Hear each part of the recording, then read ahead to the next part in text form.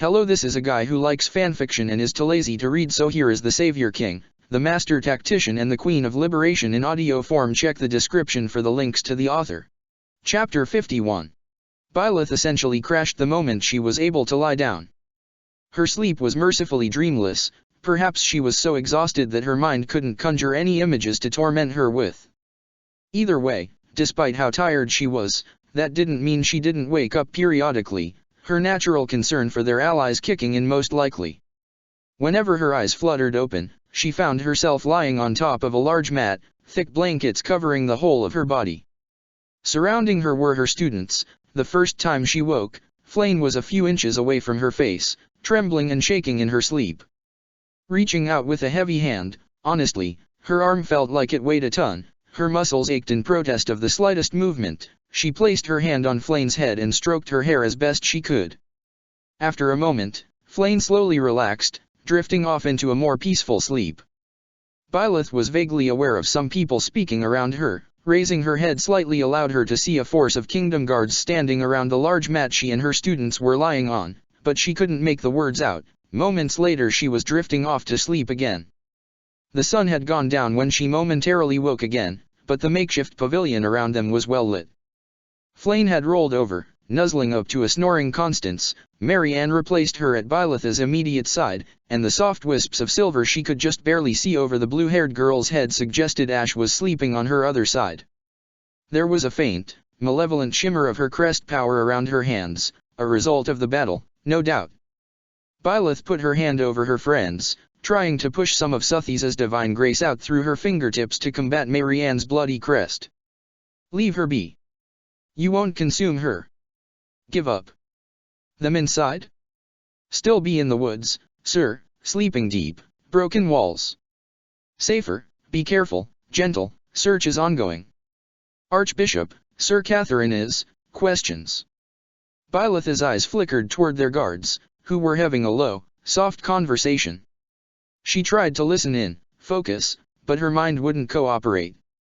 Moments later, she felt the phantom touch of her divine friend as Suthi's wrapped her in a sideways hug. Sleep, the goddess chided her gently. Let others care for you for once. She might have said something in response, she wasn't sure. But moments later, she was drifting off into the void again.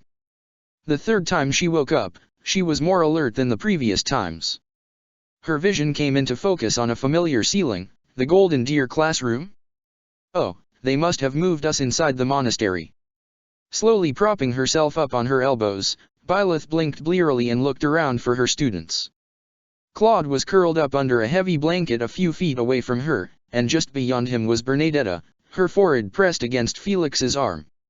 Right, he fell asleep still holding her. I wonder what exactly is going on between them. Does he just want to protect her, or is he falling in love with her? With Felix, it's a little hard to tell. My personal Felix translator isn't as well developed as Ingrid or Sylvain's. At least the three of them seemed to be untouched by nightmares. That was good. She'd been worried about Bernie in particular. Biting her lip, she cast her eyes around the room for Dimitri. Within a few moments her gaze settled on him where he lay on one of the tables, a chair cushion providing a modicum of comfort to the position. He was twitching in his sleep, his broad shoulders impossibly tense, and that just wasn't acceptable. Byleth pulled her legs up to her chest.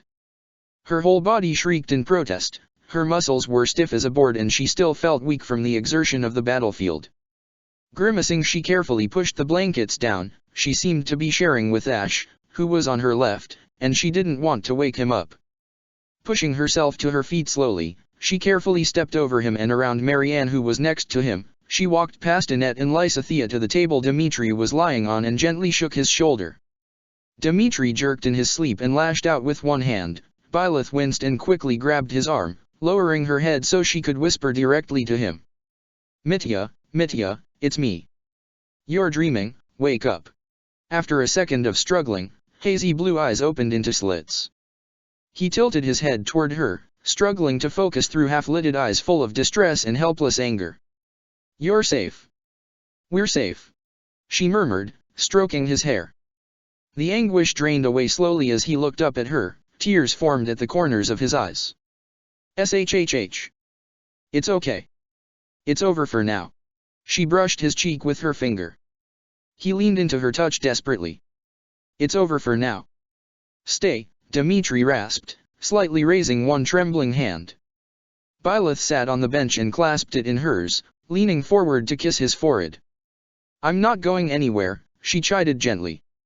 You know I won't. His grip on her tightened, seeking reassurance. She gently kissed him again and started to stroke his hair. She vaguely remembered her father doing this when she woke in the night as a child. A little while later, Dmitri fell back asleep. This time, he seemed more at ease. Byleth waited by his side for a minute or two, then carefully let go and stood up, looking around the room.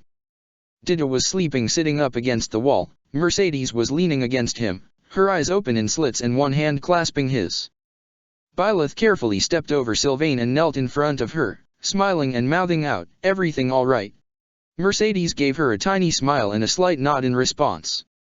Byleth carefully lifted the blankets thrown over their knees and brought it up, tucking the thick wool around her shoulders so it covered most of her body before stepping away again. Sniffling caught her attention then, coming from somewhere behind her. Byleth turned around and saw Dorothea curled up in a ball just in front of the blackboard, shivering despite being wrapped in a blanket. Frowning in concern, she made her way over and knelt down next to her. The singer was moving in her sleep, pressing and rubbing her hands together. Byleth gently shook her awake. Dorothea blinked blurrily up at her, and tried to smile. It was weak and shaky, and clearly she couldn't put much heart into it. Suthies gently pressed against the thin barrier between them, allowing herself to be seen in Byleth's eyes as she gathered the dark-haired girl up in her arms and embraced her tightly. The singer let out a muffled sob and buried her face in her shoulder, shaking violently as she tried to suppress the terrible grief and soldier's remorse hanging over her. Dorothea wept for some time. It was hard to tell. There was no daylight through the windows yet. At some point, the singer choked out in a tiny, childlike voice, "Goddess have mercy on me." The words hit Byleth hard in the stomach, perhaps all the more so because she knew that Dorothea was not much of a believer at all. "Of course," was Suthies's quiet response. She poured out just enough power to be seen and heard. Dorothea blinked a few times, managed to smile, and when her tears finally ran out, she managed to go back to sleep. Byleth carefully placed her on the down mat and pulled the blanket over her. Then she stood, swallowing over a lump in her throat. Suthies's ghostly touch grasped her hand reassuringly. Nodding to herself, she turned back to the impromptu pile of her classmates. For the next handful of minutes, she silently moved from place to place, waking and comforting those who were suffering from night terrors. Annette wasn't a surprise, nor was Linhard, but Ingrid was. Somehow she'd thought that, with how duty-bound the blonde girl was, she would have been more able to cope. She adjusted a few blankets here and there. Ignatz was tossing and turning in his sleep, though he at least didn't seem distressed. Glenn as well, which also surprised her a little, looking down at the pile of teenagers all sleeping close to each other, drawing comfort from each other. They didn't look to her like a ragtag group of assorted nobles and commoners of different lands. They looked like a family, her family. That's when the door creaked open, quietly, but notably. Blinking, Byleth whirled around and found herself face to face with a worried-looking Atra. "There you are," she murmured, walking to the door and urging her to go outside. Carefully she shut it behind her. She couldn't bring herself to wake anyone else. "Did you not sleep?" "Ah, and no, I did." Atra gave her that little odd look Byleth was coming to recognize, that little gesture that made it clear she couldn't fathom why the other girl was expressing concern for her. "I hope someday soon she stops finding it so strange. I woke up a little while ago." "What's the matter?" "The men are arguing," Atra said uneasily. "Not all, I mean, the leaders are arguing. They can't agree on what to do next. Some of them might be getting angry. Lord Seath is trying to mediate, but I think his voice is getting lost in the shuffle." Byleth blew out an uneasy breath. "I really should have seen that coming," she thought with resignation. "I see." Then the second part of that statement hit her. "Lord Seath? Is Lady Rhea not part of the deliberation?" Atra crossed her arms, dark blue eyes grave. "No, she's unaccounted for." A painful jolt lanced through her chest. "What?" The renegade Agar then shook her head. I overheard Lord Seath giving directions to some of the knights to look for her. Apparently after she sent Catherine and Shamir to support you, she vanished from the courtyard. Cyril was the last person who saw her, and he said that she sent him away before walking back into the monastery. What? But why? Apparently her last order was that if she were to fall in the battle, you were to ascend to the position of archbishop. Atra said. She told you that, right? Byleth nodded tightly, even as her mind swam with distress. Rhea was gone. Gone. How? They had won. She was supposed to be waiting for them when they entered the monastery. She was supposed to.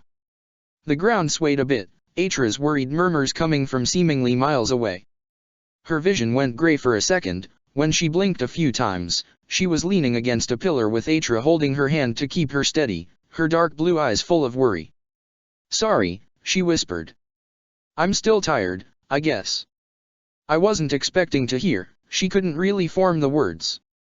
Rhea, in her slightly strange and distant way, she'd been the closest thing she'd had to a mother figure since Satrai had died giving birth to her. With her father gone, why did another person she cared about had to disappear? Maybe you should go back to sleep, Atra suggested hesitantly. Byleth gave her head a firm shake. No. You said the lords were arguing, what's going on in there? Atra frowned in concern. I think it's best you hear for yourself. I don't think I could summarize it accurately. Then lead the way. The two girls then hurried across the grassy field toward the monastery.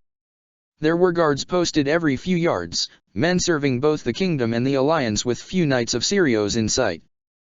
They must have taken the brunt of the casualties during the siege. Unnervingly enough, they all bowed their heads to her as she walked by them, stepping out of her way when she demanded entrance to the monastery. They called her my lady even though she was a drudge mercenary with no land or title to her name, except for Suthisa's heart and the sword of the Creator. Not nothing. But not so much that it fundamentally altered the woman walking through the halls she'd come to cherish, toward the sound of many voices raised in frustration and argument, with a girl born underground at her heels. I'm not the Ashen Demon anymore, Byleth realized with a rush of cold water. I'm the voice of the goddess, a figurehead of the faith and a living bridge between humanity and our goddess. Somehow, this title hung as heavily over her as the former had. As she moved closer to the source of the voices, she began to make out some of what was being said. My lands would take the brunt while yours are protected by the Ogma Mountains.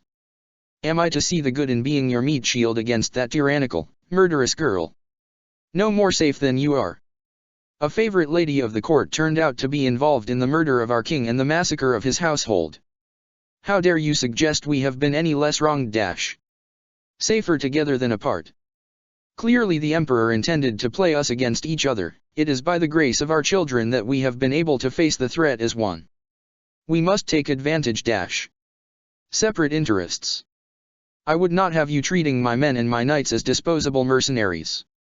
Well, that doesn't sound very encouraging, Suthis noted with utmost dryness as Byleth and Atra came to a halt in front of the double doors that lead to the Knights' Hall, apparently a place that had suffered comparatively little damage, like the officers' academy classrooms.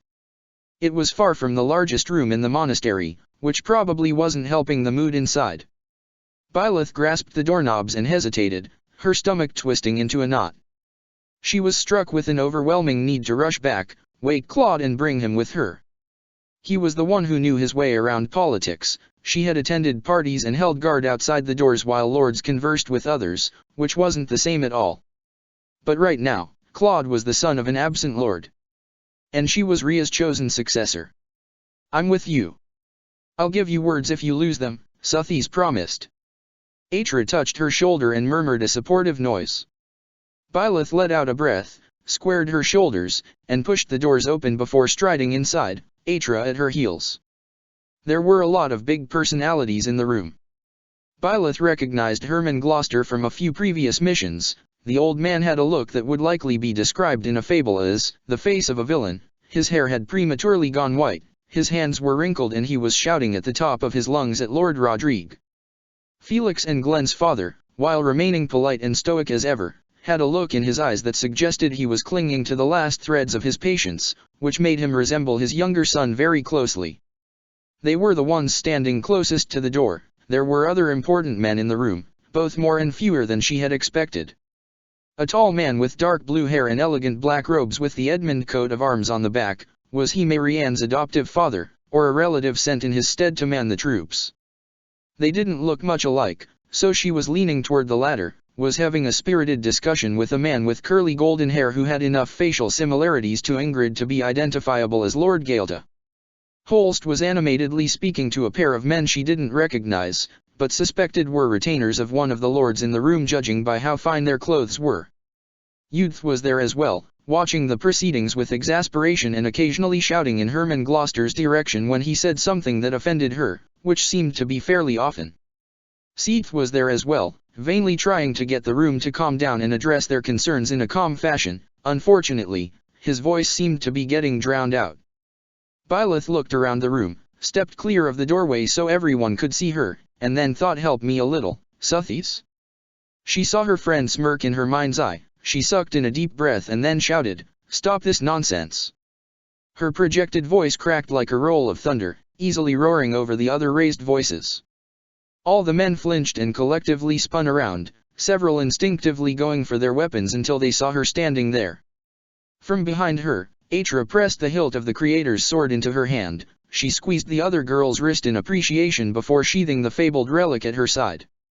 The gesture gained the perfect response. She felt the great men's eyes fall to the sword, and their outrage at her aggressive entrance died in their throats. After a moment of uncertain silence, Rodrigue found his voice first. My lady, he addressed her politely, giving her the half-bow traditionally given to the highest members of the church. Holst mirrored the gesture moments later, a slight smile of relief on his face. Not wanting to be singled out as rude or blasphemous before her, the rest of the nobles and retainers followed suit. Hermann Gloucester's bow was overly dramatic and she suspected he was shifting gears in order to appear especially pious before her. Even if I didn't know about some of the skeletons in your closet, I've dealt with too many nobles to be fooled by that. Professor, Lady Eisner, Seath said, quickly correcting himself as he hurried over to her. You should still be resting. I've found that sleep will not come easily to me until Fodlan is safe from the Empire and their allies, Byleth responded. It was even partly true. My students are distraught from being forced to slaughter their fellow humans. Emperor Edelgard escaped with not inconsiderable remnants of her army despite our victory, and Lady Rhea has vanished. War is upon us, I have no time to rest. Nodding gratefully to him, she delicately stepped around Seath and walked further into the room so she was standing in the middle in front of Rodrigue and Lord Gloucester. The rest of the lords gathered close to her. Judith was looking at her with both amusement and approval. I know that everyone here has much to fear, and much on the line in the face of war with the Empire, she began, but that is why it is more important than anything that the Church, Kingdom, and the Alliance stand united against this threat. The Emperor wants us to remain divided, for that gives her better opportunities to claim all of Fodlan for herself.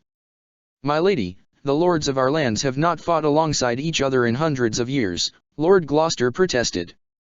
Our needs for our land are fundamentally different. To rejoin with them now is simply dash. Lord Gloucester, is your pride so great you cannot bend it even in the name of saving Fodlan from destruction? Byleth interrupted sharply.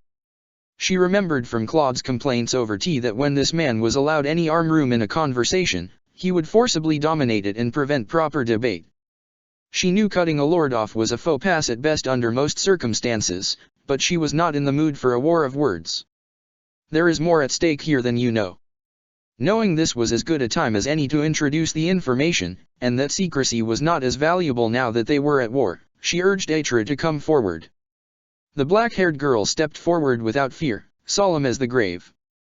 Emperor Edelgard has sought out a deadly and hate-filled cult in order to increase her chances of ruling all of Fodlan, she said, ignoring Gloucester gaping at her. Prince Dimitri, Lord Claude, and I, along with the rest of my students, have dodged at least 2 assassination attempts from this cult over the past few months. One of their number, a man who had impersonated librarian Tamash, poisoned the entire population of a village near Gareg Mach with a concoction he invented that drove them uncontrollably mad. Were it not for Atra, who escaped from this cult and fought against their machinations, the death count would have been much worse. She shook her head. They poisoned everyone, even the little children, When I confronted the man, he claimed that he cared not, only that his experiment was successful. I can corroborate this, Seath added, drawing a few eyes away from Atra, who'd shrunk a bit under all the sudden attention. The attack on Remire was kept quiet in hopes that we could find and root out the cult without causing a panic. We hadn't even fathomed that they had royal protection of Adrestia. How is that possible? The man with the Edmund coat of arms inquired, slightly disbelievingly. You had the Emperor within your halls this entire time, and you never saw any suspicious behavior that would have revealed her involvement with these cultists. She had a number of odd absences, yes. But when confronted, she always had a reasonable explanation for them, including business with the Empire, and corroboration from her retainer Vestra. Seath shook his head. Likely there was no acting in his pained expression. Byleth could see him going over the previous months in his mind's eye, desperately trying to figure out if there was some way he could have stopped this nightmare before it began. A cult of dark mages? Truly? That sounds like something out dramatic theater, Gloucester said skeptically, eyeing Atra. Ist das so, mein Herr? Atra responded, a strange and grating language pouring easily from her lips. Everyone in the room stiffened, but none more so than Seath, who went ramrod straight and stared at her with shocked and almost horrified eyes. Die Welt hat mehr Zeubioten, alssie wissen. What? Lord Gaelta asked shakily. I don't understand. The cult is very real.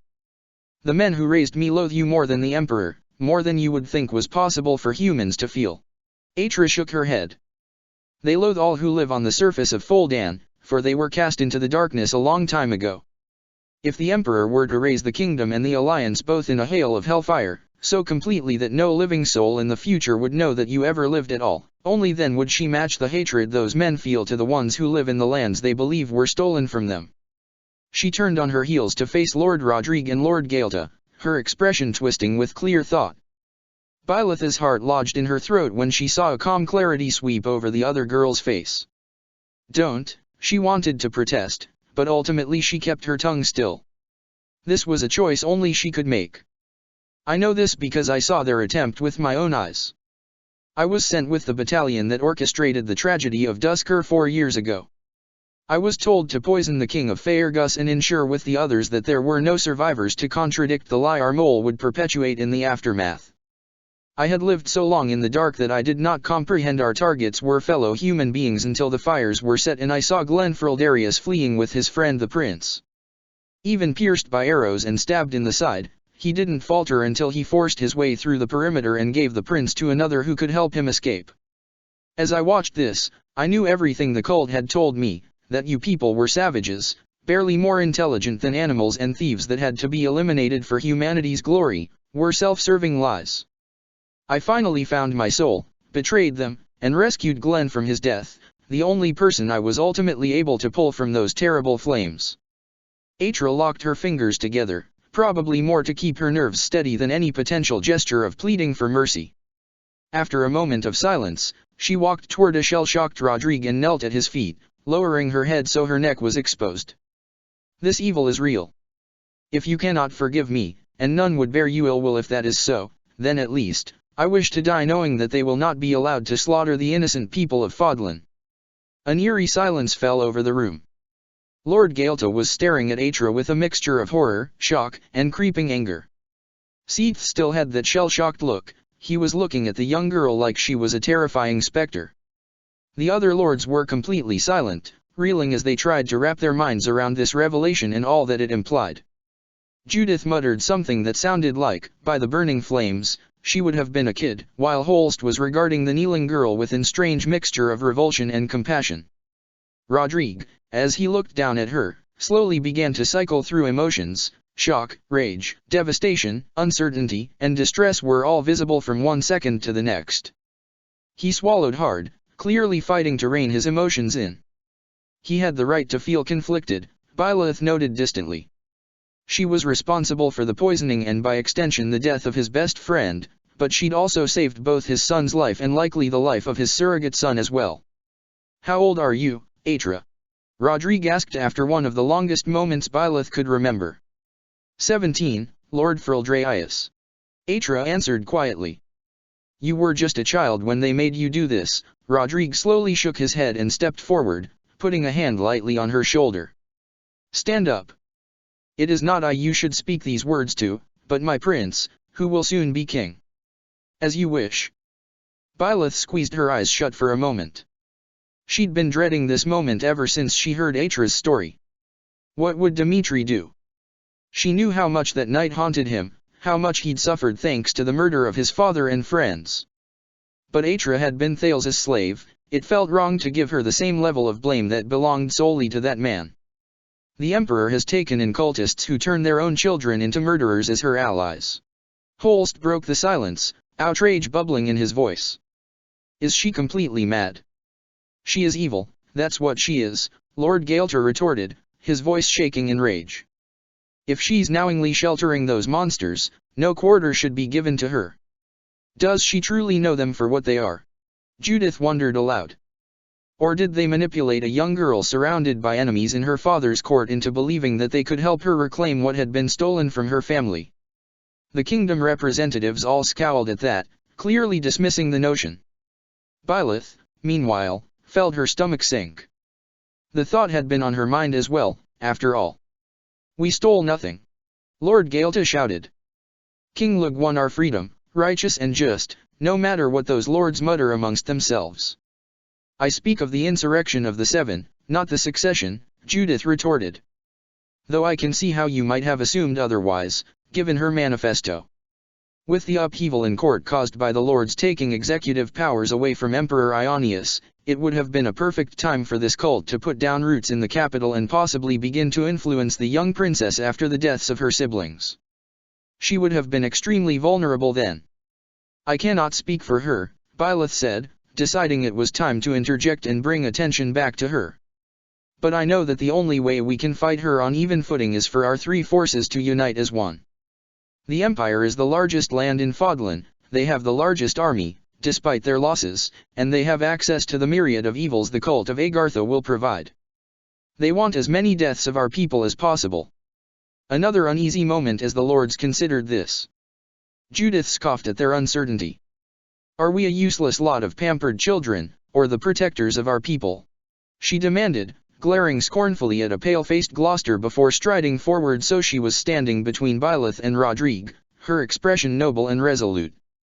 I'm not so arrogant I would turn away a sincere offer of an alliance from a man known for his honor.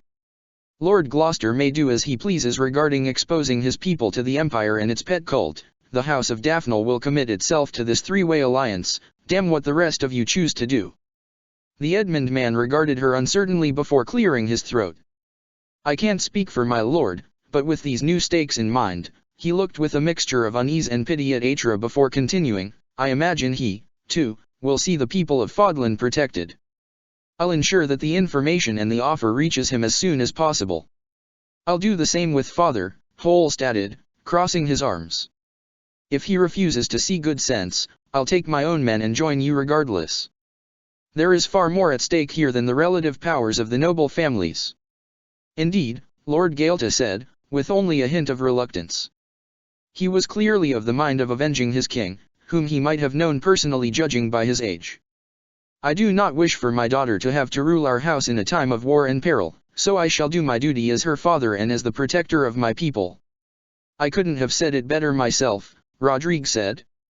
We all have a common enemy in this war. There is much more wisdom in standing together than apart. Atra, standing silently at his side, nodded slightly in agreement. Gloucester did not look happy, but when Byleth fixed him with what she hoped was a regal look, he flinched and bowed his head. That is true, he said, and boy did he sound like he was swallowing an entire lemon when he said the words. If I can truly count on reinforcements helping me guard the Great Bridge of Muradin, and by extension my people, from the Empire's retaliation, I do pledge my support to her gracious lady, chosen by the goddess, in this holy war. Byleth fought with all her might not to grimace and instead nodded gracefully. Please don't tell me everyone is going to start calling me that. I would like to say they wouldn't, but I fear you shouldn't get your hopes up, Suthies noted dryly. Well, at least we know for certain that some people are on board. Shall we go back and check on the delinquents? That sounds like a plan. Professor Dash, Lady Byleth Dash. Two voices vied for her attention as she turned to leave. Blinking, Byleth glanced over her shoulder to see Seath and Rodrigue both approaching her, Atra trotting in the latter's wake. "Forgive me," the Faerghus Lord said apologetically. "Might I have a moment of your time?" "Certainly. Shall we walk and talk? I assume it's going to become quite lively in here." She nodded to where the other lords and retainers were beginning to speak animatedly to each other, along with the newly arrived Catherine. "Yes, perhaps that's for the best," Seath said, giving Atra a pointed look. Byleth nodded and walked out the door alongside the two older men, stepping into the rays of the now early morning light. The air was cool, edging toward being cold. She sucked in a deep breath and let it clear her head. There weren't many lights in the windows of Garreg Mach, many of which were damaged. It pained her to see the results of the siege on the building that was practically her home, holes broken into the walls by artillery, scorch marks, and debris lying seemingly every dozen feet. Biting her lip, Byleth glanced back at Atra. The black-haired girl gave her a understanding and grateful look before giving her head a slight shake. "I have a request to make, a small one related to your new position in the church," Rodrigue explained to her. If he was avoiding looking at Atra even as she walked alongside him, Byleth could understand. Now that he's reached his majority, and with war declared, it's important that Dimitri properly ascend to his father's throne.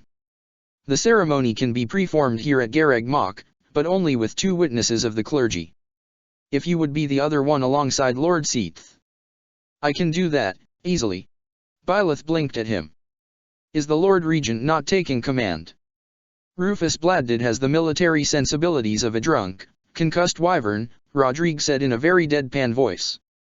Byleth probably shouldn't have burst out laughing, but she was so startled to hear him say that about a fellow lord she couldn't help herself.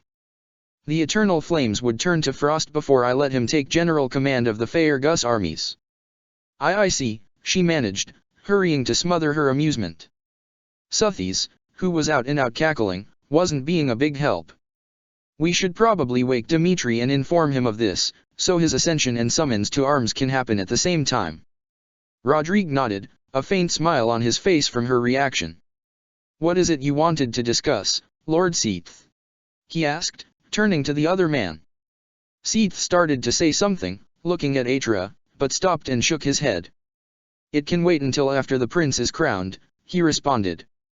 "And has heard her testimony, I assume?" Atra made a small noise to the affirmative. Byleth, however, felt her eyebrows table as she looked at the green-haired bishop. He recognized the language Atra spoke, didn't he? But how? "I agree, and I'm not sure.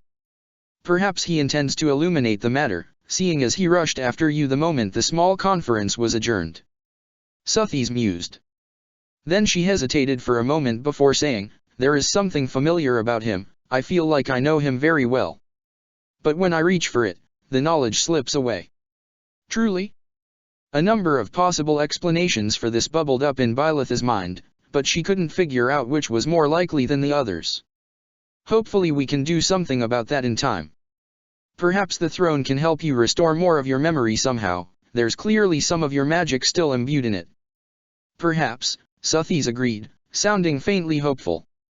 They made their way quickly back to the Golden Deer classroom. Byleth felt her stomach churn as she carefully stepped inside, avoiding waking her friends as she made her way over to Dimitri, who was already stirring when she reached him. "Byleth," he murmured, slowly sitting up and gazing at her. Whatever her expression was, it must have been telling. Any remaining tiredness fled from his eyes, and he reached up to stroke her cheek. "What's wrong? What can I do?" "Lord Rodrigue is here. He says it's time for you to ascend to rulership of Faerghus," she explained. Dimitri's expression grew a bit pensive, but overall serious.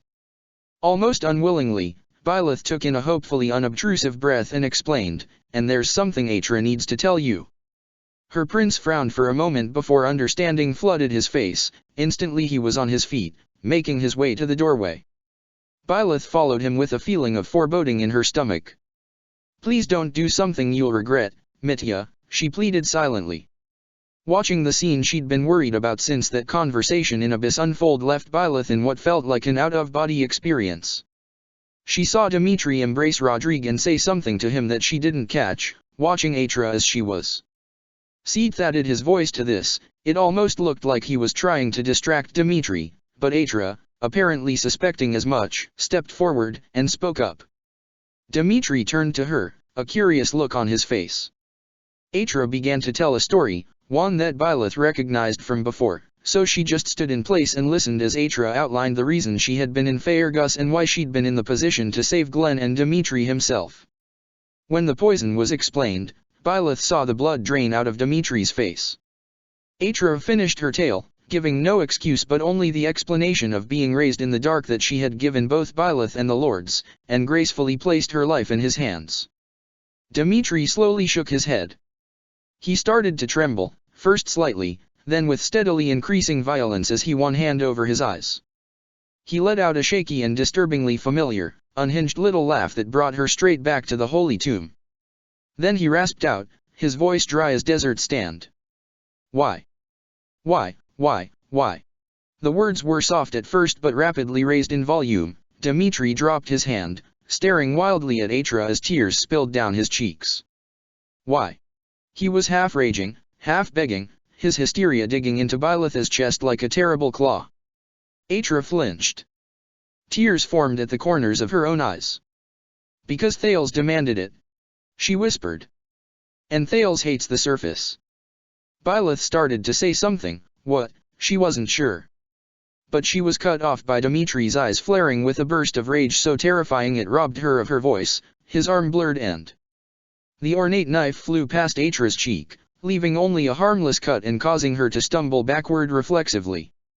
Dmitri took a step back, looking down at his trembling hand with tear-stained, disbelieving eyes. Then he turned and fled. I was afraid of this, Suthes sighed and placed a hand on Byleth's shoulder. Here, Byleth. Let me handle this. Byleth trailed behind Suthes as she carefully slipped across the grounds, following Dmitri's trail. It was depressingly easy to avoid any would-be gawkers, the roads were quiet and many people who'd been present for months were simply gone. The goddess strode forward with purpose, taking the long pathway to the cathedral and pushing the double doors open shortly after they banged closed behind the fleeing prince. The large room was eerily empty, her footsteps echoed on the floor as Suthes looked to and fro, searching for her quarry. It took a few seconds, but then they found the golden-haired prince collapsed on his knees in front of the statues of the four saints. His sobs were choked and strangled with the weight of his contradictory emotions, he was clutching his head like he thought it would split apart. He was murmuring fervently to himself, "Stop it, I know, I can't, I haven't, stop, please, I don't know, I didn't know pleading with some invisible figures." His head snapped over when he heard the footsteps, but whatever he'd planned to spit out died when he saw Suthes standing in that open hallway. "Goddess," he said weakly. Suthes sighed. "That massacre scarred your soul along with your body, didn't it?" she asked quietly, walking forward. Dmitri flinched, ducking his head, clearly expecting a chastisement or even a smiting. Suthes did neither of those things, instead, she knelt in front of him and pulled him into a tight embrace. Byleth wanted to cry herself, she knelt next to Suthes in her body, trying to stroke Dmitri's back even though she knew she couldn't touch him in this state. I can't forgive her. And I am not commanding you to, Suthes responded calmly. But do know this, Atra was a slave to that man Thales, and a child locked in a basement with the windows barred who was told that the sun set in the east and rose in the west without any way to see for herself. She has not gone unpunished, for now that her eyes are open, she is half mad with misery and regret. Your father will haunt her steps for years to come. My father, the words were a wretched whisper. My father, I should have avenged him, Dmitri whispered. Suthes's brow furrowed, and Byleth watched him with rapt attention. But I spared her. I shouldn't have missed, she was mere feet away from me. But I spared her, he let out a shuddering, strangled noise Byleth couldn't put a name to. I failed my father. Having any semblance of pity for that girl does not mean you have done wrong by your father, Suthes scolded gently. He loved you, and he will forgive you for it. Truly? How is that possible? Dmitri begged. I'm supposed to put his soul to rest. That is my duty, not yours, Suthis responded, running her fingers through his hair. Justice for your father and those who died that day lies in defeating Thales. So do not forget in your grief that there are living people who love and need you still, King Dmitri.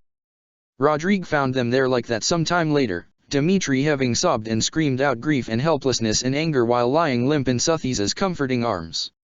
For the first time in years, he expelled a fraction of the madness and the pain that had haunted him ever since that night. In the name of the goddess and all that is good in the land, I do hereby name you King Dmitri Alexander Bladdid of Faergus. Byleth placed the crown on his head, stepped back and retrieved Arabher from where it lay upon the altar. Dmitri stood, a heavy cloak covering his shoulders and the new, ornate armor fit for his station glinting in the sunlight. The famous hero's relic felt oddly heavy and hot in her hands, nevertheless, she placed it in his hands and smiled gently at him. Reign with justice and the guidance of our Holy Mother. Suthis's bemused chuckle made it hard to keep a straight face. She mentally flailed at her friend, begging her to stop making the ceremony difficult. I swear it, Dmitri responded firmly. His eyes were serious, but clear for now of his troubles. He returned her smile briefly before turning around and hitting the flat end of the relic lance against the floor. His people knelt before him, along with the church figures. The members of the alliance bowed in respect, Claude standing in the front pew and winking playfully at his lovers. Dmitri suppressed a smile and began to give his first speech, clear, concise and confident. If it bothered him that Atra was present, standing at the back of the church, he made no visible sign of it. Chapter 52, Interlude. It wasn't until she walked through the stunned streets of the Empire, the roads lined with peasants staring at their routed army in disbelief, that Edelgard became fully conscious of the desire to rant and scream building up in her throat. She suppressed it long practice. Her regal mask, old and well-worn from the days she'd been imprisoned and watching her brothers and sisters die one by one, was firmly in place. She led the army down the road with the same confidence than if she had won, watching for dissension in the roadside up toward the ancient palace of the Adrestian emperors. The lack of cheering was eerie. There was a slight chill rolling across her skin. She looked at the faces of the peasants, catching glimpses of their expressions before they bowed their heads in reverence. Fear, disbelief, confusion. Many of them had been ardent churchgoers before she ascended the throne and they accepted her. She'd always known that Sirius's false religion was overgrown across Fodlan, like weeds choking a garden. It was herself, she knew, that these people were choosing over the church. And yet in spite of her rally, her promises, and her confidence, the greatest and largest army in the continent was slinking home in defeat with nothing to show for their righteous cause. Yet, you are my enemy, and I will end you. It would feed their doubts. She knew it. Her people would whisper, wondering what they were trading the faith and fake peace that had comforted them for so long for. Undoubtedly some had already fled in search of a church, unable to give up their crutch. Lady Varley and Lord Heavering, who'd been expecting their wayward children to have been brought home by the victorious army, might begin to eye her with distrust and turn their gazes towards the alliance for a more sure safeguard of their future. Her soldiers may become resentful in the faces of such losses with no gains for them. Not no gains. As she had spiritedly reminded her forces, Gareg Mach was damaged severely, the Knights of Sirius decimated in the defense. And most importantly, she'd been able to injure the great and feared Immaculate One when the beast tried to burn them all in her flames after they fled. The emissary of the goddess was not invincible, did not have all power over humanity. Humanity could rise against them and win.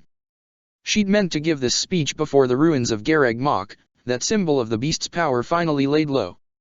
Instead she'd had to deliver it repeatedly, walking from camp to camp of her battered, ashen, bleeding soldiers, and within the medical tents where people died before all the words could leave her lips. Do you remember the children of Remire? Don't worry, Captain Gerald told me. I'm going to carve each and every one of their names into your skull.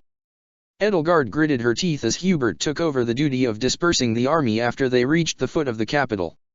She shook her head to drive the voice away, and the memory of the burnt corpse of a child in that village who'd been stabbed to death and trampled underfoot by Solon's experiments. She turned and spoke the words they needed, a reminder that they were the first and true rightful rulers of Fodlan, the ancient empire that would be reborn and reforged anew in the fires of this war. A glorious future was still within reach, a future in which everyone no matter their birth was free. She barely heard herself saying them, the buzzing in her ears consistent and steadily louder. What happened? Her uncle, if that was even who he was, didn't wait for her to reach the throne room itself before getting in her face. Hubert rushed forward and pushed in between them, one hand raised threateningly. Edelgard glared back at the older man, her frustration threatening to bubble over. She prayed it wouldn't show. She was not willing to deal with snide remarks about little girls and tantrums right now. Put a leash on your dog, I'm not asking him. Arundel snarled. Why, when all the cards were in our hands, did we need to flee like common bandits from a sudden attack by the kingdom and the alliance? This failure is unacceptable. You were there. I distinctly remember you reassuring me that your black magic could compensate for the, what did you call it? The unexpected nuisance. Edelgard fired back, her voice smooth and cold as ice. Yet here we all are, your beasts not half as useful as they could have been in the face of your first successes. You're one of their allies. I'll never forgive you. Her hands clenched tighter, somehow. Why, Lysithea? Why, you were the only one who could understand, who should have understood. You and I are the same, we're all but kin, yet now you are my foe? Rejecting me in the name of the world that made your torture possible. They should not have been there at all. Arundel shouted, all but spitting in her face. How was it that they were prepared for our eventuality? Because you couldn't keep track of one of your own deserters, Edelgard fired back.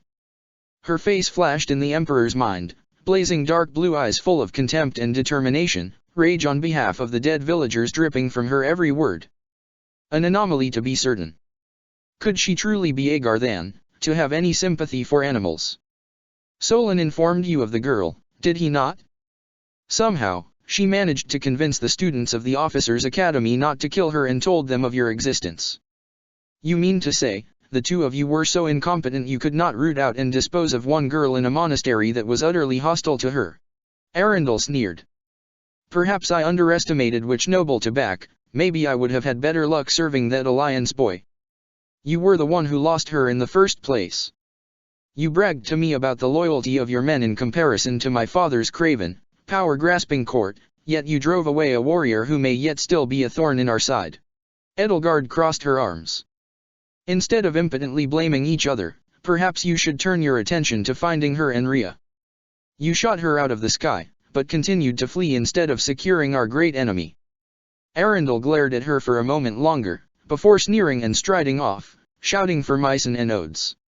Edelgard remained in place for a moment, focusing on her breathing as Hubert muttered instructions to the mage at his side who doubled as one of his spies. Whatever Arundel planned to do, they would know about it first. Leave us, all of you, Edelgard ordered the royal guard, striding forward toward the throne room after her uncle disappeared into the labyrinth of the palace. She shoved her way through the large double doors and let them slam shut behind her and Hubert, who naturally had ignored her order in the name of her Heath or whatever. She stomped forward until she was a yard or so from the throne, then suddenly found herself staring at it. She could still see the moment in her mind's eye, kneeling before her father as his aged voice shook on the words that made her the new emperor. She'd imagined her siblings standing around her, taking some solace in knowing that their murders could not be repeated in a world where crests didn't matter. And yet... oh, that's a shame. I've been working with that information for months. Damn it. The scream burst out almost against her will. Damn him, damn him, damn him. She began to pace viciously back and forth, her nails digging into her skin as the image of that smirking bastard overtook all reason. She could hear his mocking voice as if he was in the room, and she slashed at the air with her hands, wishing she had torn him apart with her axe. Damn him. Why are you doing this? He asked oh so innocently. What would he have me do instead? Turn over Fodlan to an arrogant, ignorant foreigner. Let the legacy of my father and my empire turn to ashes, forget what was stolen from us by that beast. Damn him. I should have thrown that manipulative bastard to the golem when I had the chance. He'd tricked her. It burned to admit it, that even after she'd been taught oh so brutally how nobles served only themselves, how she should expect the worst from them, she'd gone and accepted the notion that Claude was a fool playing at things he didn't understand. Yet now it was clear that he was the architect of her defeat, All because at some point, he'd found a way to sway Dmitri, guileless, naive, foolish Dmitri, to his side, then taken in that Agarthan deserter in order to create a power block of his own. Schemes upon schemes, he used the words so easily she'd dismissed them, taken then no more seriously than Lawrence's pompous and blatant attempts to usurp alliance authority. Even after he told her that he had a dream he needed power to make reality. He had power, all right. He had Dmitri. He had Byleth. She gritted her teeth, remembering how confused and fascinated the emotionless girl had been with him during the walk back, as if he wasn't being as mercenary as everyone else who had used her for their own gain before.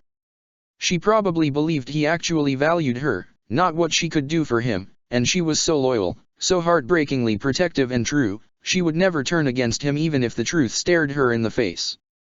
A beautiful, rare person, trapped in servitude to the goddess and to him. Slave? Slave. She's my friend.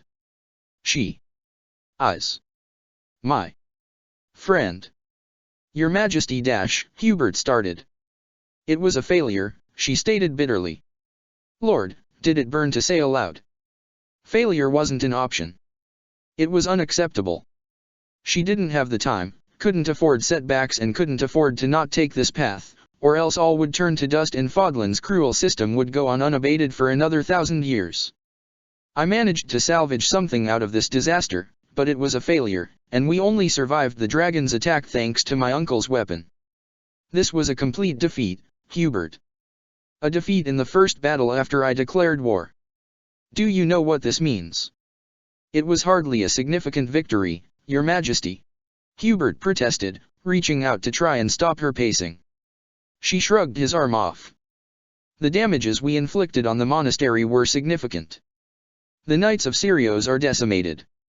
Tell that to the hundreds of soldiers that we lost without fulfilling a single goal of the attack, Edelgard retorted. She was so furious she was lightheaded, and she wasn't sure who she was more angry at, Hubert or herself. We failed to capture the monastery. We failed to kill Claude or Dmitri. And while we injured that damnable dragon, we failed to capture her seeing as we were still fleeing from the combined forces of the other two kingdoms. The combined forces, Hubert. Do you know what that means? Of course I do, her ever-loyal companion responded, looking taken aback at best. Distantly Edelgard wasn't surprised by this. Surviving in the Empire before going to the Officers' Academy required absolute control over her emotions. She would never have been so childish as to lose control of her temper in front of men who would degrade her for it. But now those men were in prison, she was ruling and she was alone, and she just needed it. My own people have many worshippers of the false goddess, Edelgard reminded him. The church's roots run deep. How do I know their loyalties will not waver again in the wake of this disaster? Oh, goodness. Why on earth do you kneel? Stand up, please. The words tasted like ash in her mouth, despite how easily they came to her. Suthies. It all came back to Suthies. Could she not see that humanity didn't need her anymore? She showed compassion for Marianne rather than reinforcing her need for repentance. Did she not understand that the need to please her was the reason many suffered? And yet, seeing her had caused a niggling doubt. She hated it, trying to drag it up by the roots. Maybe Suthies wasn't the reason the Church of Sirios existed, but humanity couldn't rely on her anymore, or something of its like would simply burst up in its place. Choking out wisdom for stagnation. Surely a goddess could come to see that. I promised them glory. I promised them the reunion of the Empire. Yet I've fled from the first engagement in a war I started with hundreds of deaths and nothing to show for them. Not counting the men who are sick from starvation thanks to the fires Claude and Constance started. We cannot muster an effective fighting force until they recover and the other men are called in. Then we'll create time, Hubert interjected desperately. Enough to stop the kingdom and the alliance from simply gathering their men and forcing their way to our gates. Edelgard demanded. Claude has built a positive relationship with Dmitri. If the alliance decides to unify behind him, then half the continent stands against us in the name of the old order. Meanwhile, all we have for allies are the Agarthans and Brigid, who only serve us under pain of Petra's execution. We make use of what they have, Hubert insisted, outright placing his hands on her shoulders. Use the javelins of light to damage Kingdom Land. Send a big enough force to make them fear invasion, so they'll pull back and leave the alliance in the lurch. The javelins of light, Edelgard repeated dully, not quite sure she believed her ears. Those hideous things.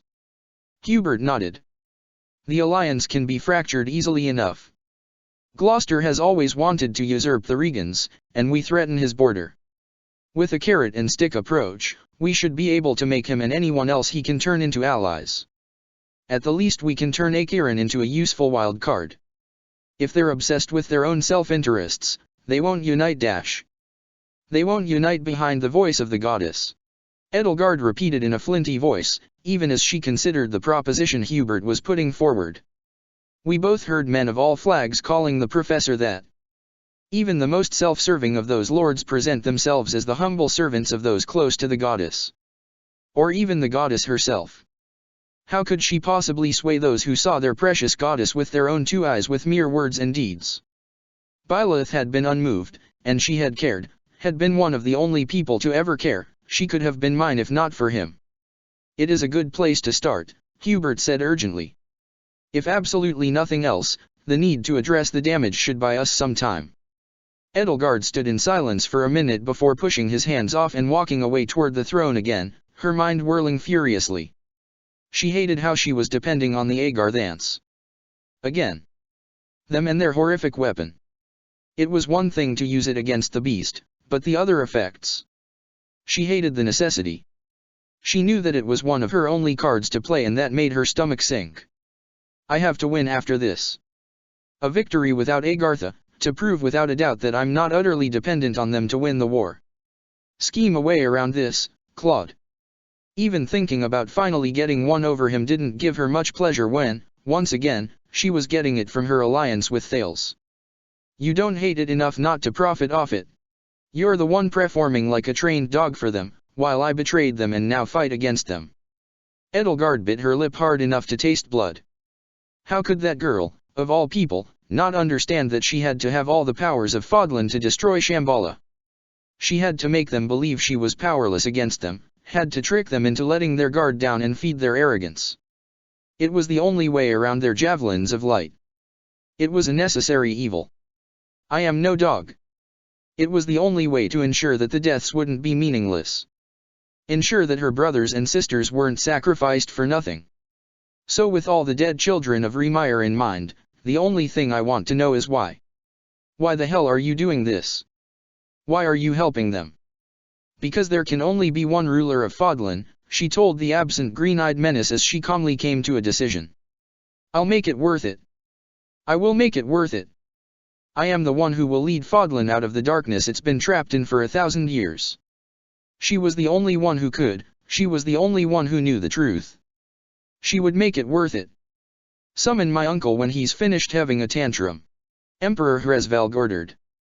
Then she turned and began to walk out of the room, knowing Hubert would obey without question. Once she moved through the doorway, she suddenly found herself confronted with Ferdinand and Caspar, both of whom looked rattled. What happened? Caspar demanded. It's a nightmare out there. The hospitals are swelling with wounded. You've decided to do something, Ferdinand noted with a frown.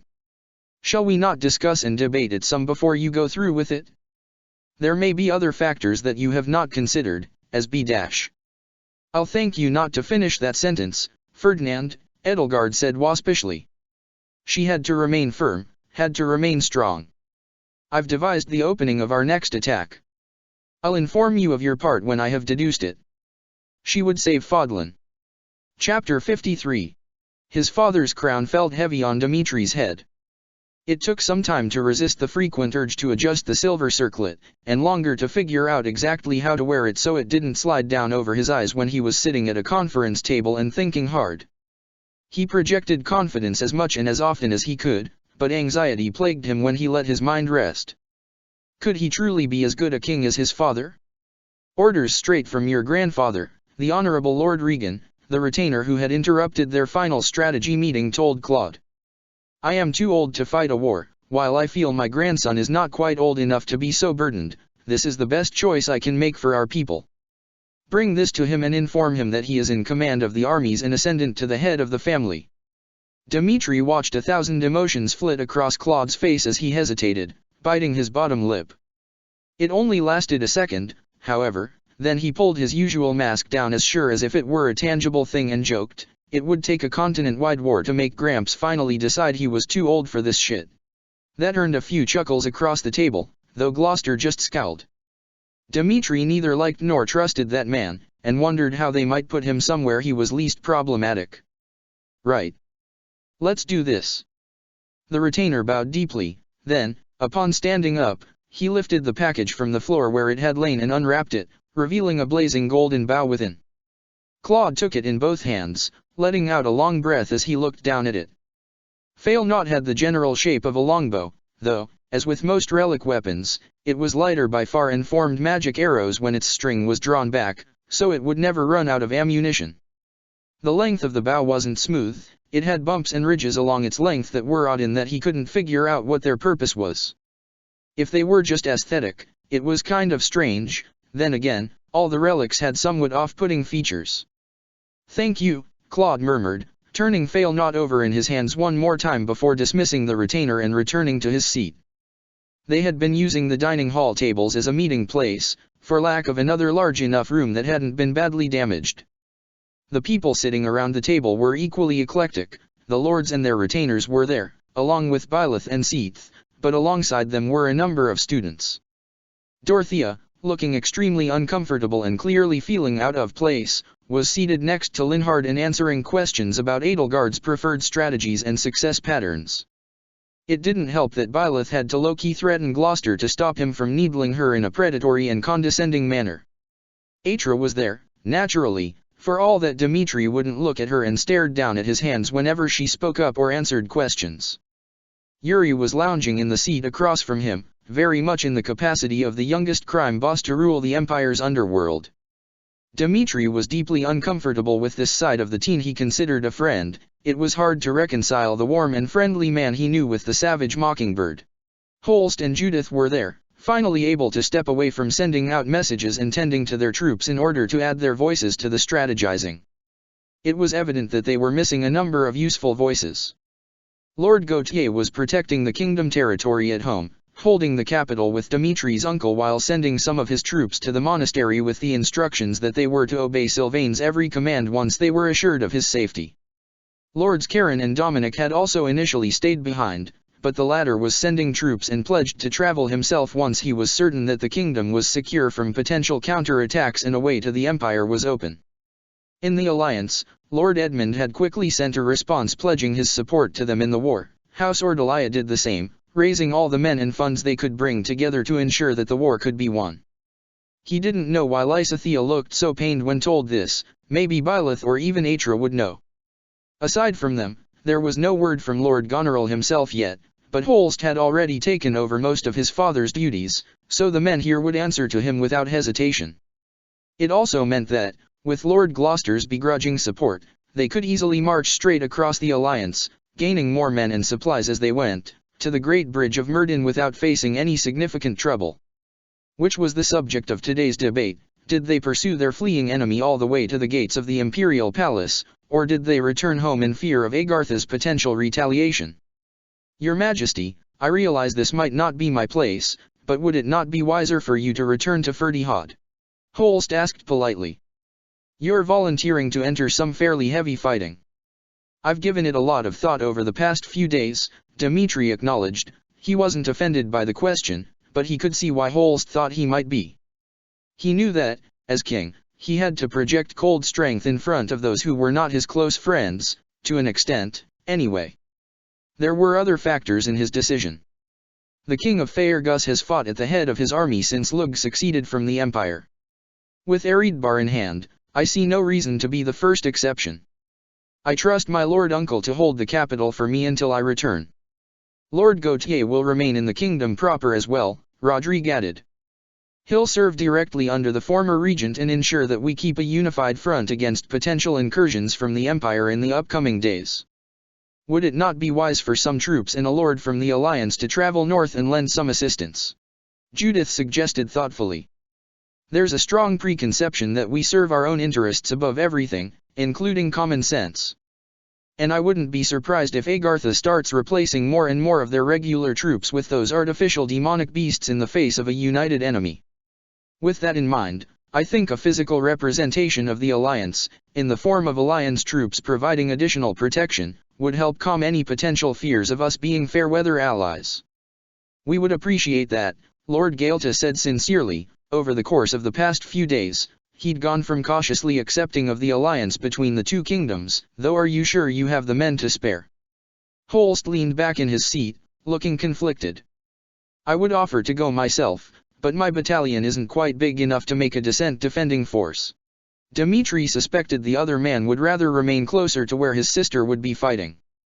Lady Judith, do you have anyone in particular in mind? Lord Edmund has the largest army outside of the Regan dukedom, the brown-haired woman mused. If anyone has men and retainers to spare, it would be him. The three of us should sit down and write the request, unless you think of someone better suited to the task. She pointedly side-eyed Lord Gloucester while she said that. The old man momentarily looked either outraged or constipated. It was kind of tell, at least for Dmitri. The power dynamics of the alliance were still distinctly odd to him, even after Claude's many explanations. Fortunately for the young king's nerves, the old man didn't offer any protest or interjection, merely nodding in agreement. And thank goodness for that. Dmitri now saw where Lawrence had picked up his more unlikable character traits, and acknowledged that really, it was a miracle that the purple-haired boy wasn't a whole lot worse. Will all the students be going to war, along with us? Holst asked, his face darkening. Rodrigue momentarily closed his eyes in pain. Dmitri resisted the urge to wince, hating the knowledge that he was going to cause his foster father a good deal of worry and fear in the coming months. Yes. We all decided that independently, he answered firmly. Judging by the young lord's briefly pained expression, he'd already asked Hilda as much, but maybe hoped that she would change her mind. We need every able soldier we can raise against the Empire. You'll all be serving in the same company as Lady Byleth and the remaining Knights of Ceros, along with myself. Seath explained. Since you've become accustomed to fighting as a single unit, I think this is a fairly sensible choice to make. Byleth let out a faintly startled noise. She'd been fairly quiet so far today. Initially she'd done a lot of passive-aggressive interrupting in the name of keeping everyone on track instead of spiraling off into heated arguments about the potential safety on individual lands and other such nonsense. But once the lords were finally on the same page, she'd quieted down significantly and spent most of her time listening. Frequently she'd almost looked anxious. That's the face a person makes when they're trying to compress years of political theory into a week-long learning experience, Claude had remarked wryly. Apparently it took me a little while before I was good at hiding that face from Judith. You're joining the invasion force, Seath? She asked, blinking rapidly at him. The green-haired bishop smiled faintly at her. Yes. I'll leave the matter of rallying the faithful in Catherine's capable hands. If you and the students are going to war, then I can do no less. That's reassuring, Claude said. He was leaning back in his seat, his expression serious and contemplative as thousands of plots ran through his head one after another. Dmitri smiled faintly as he remembered how quickly and deeply his Khalid had impressed both Rodrigue and Lord Gaelta with his strategic mind, raising many reasons that retaliating and pushing into Empire land with a large fraction of the army was the best way to keep both Edelgard and Thales off balance and deprive them of time to regain their bearings. The more talented people we have to throw at the Great Bridge of Myrddin, the better. Everyone at the table nodded.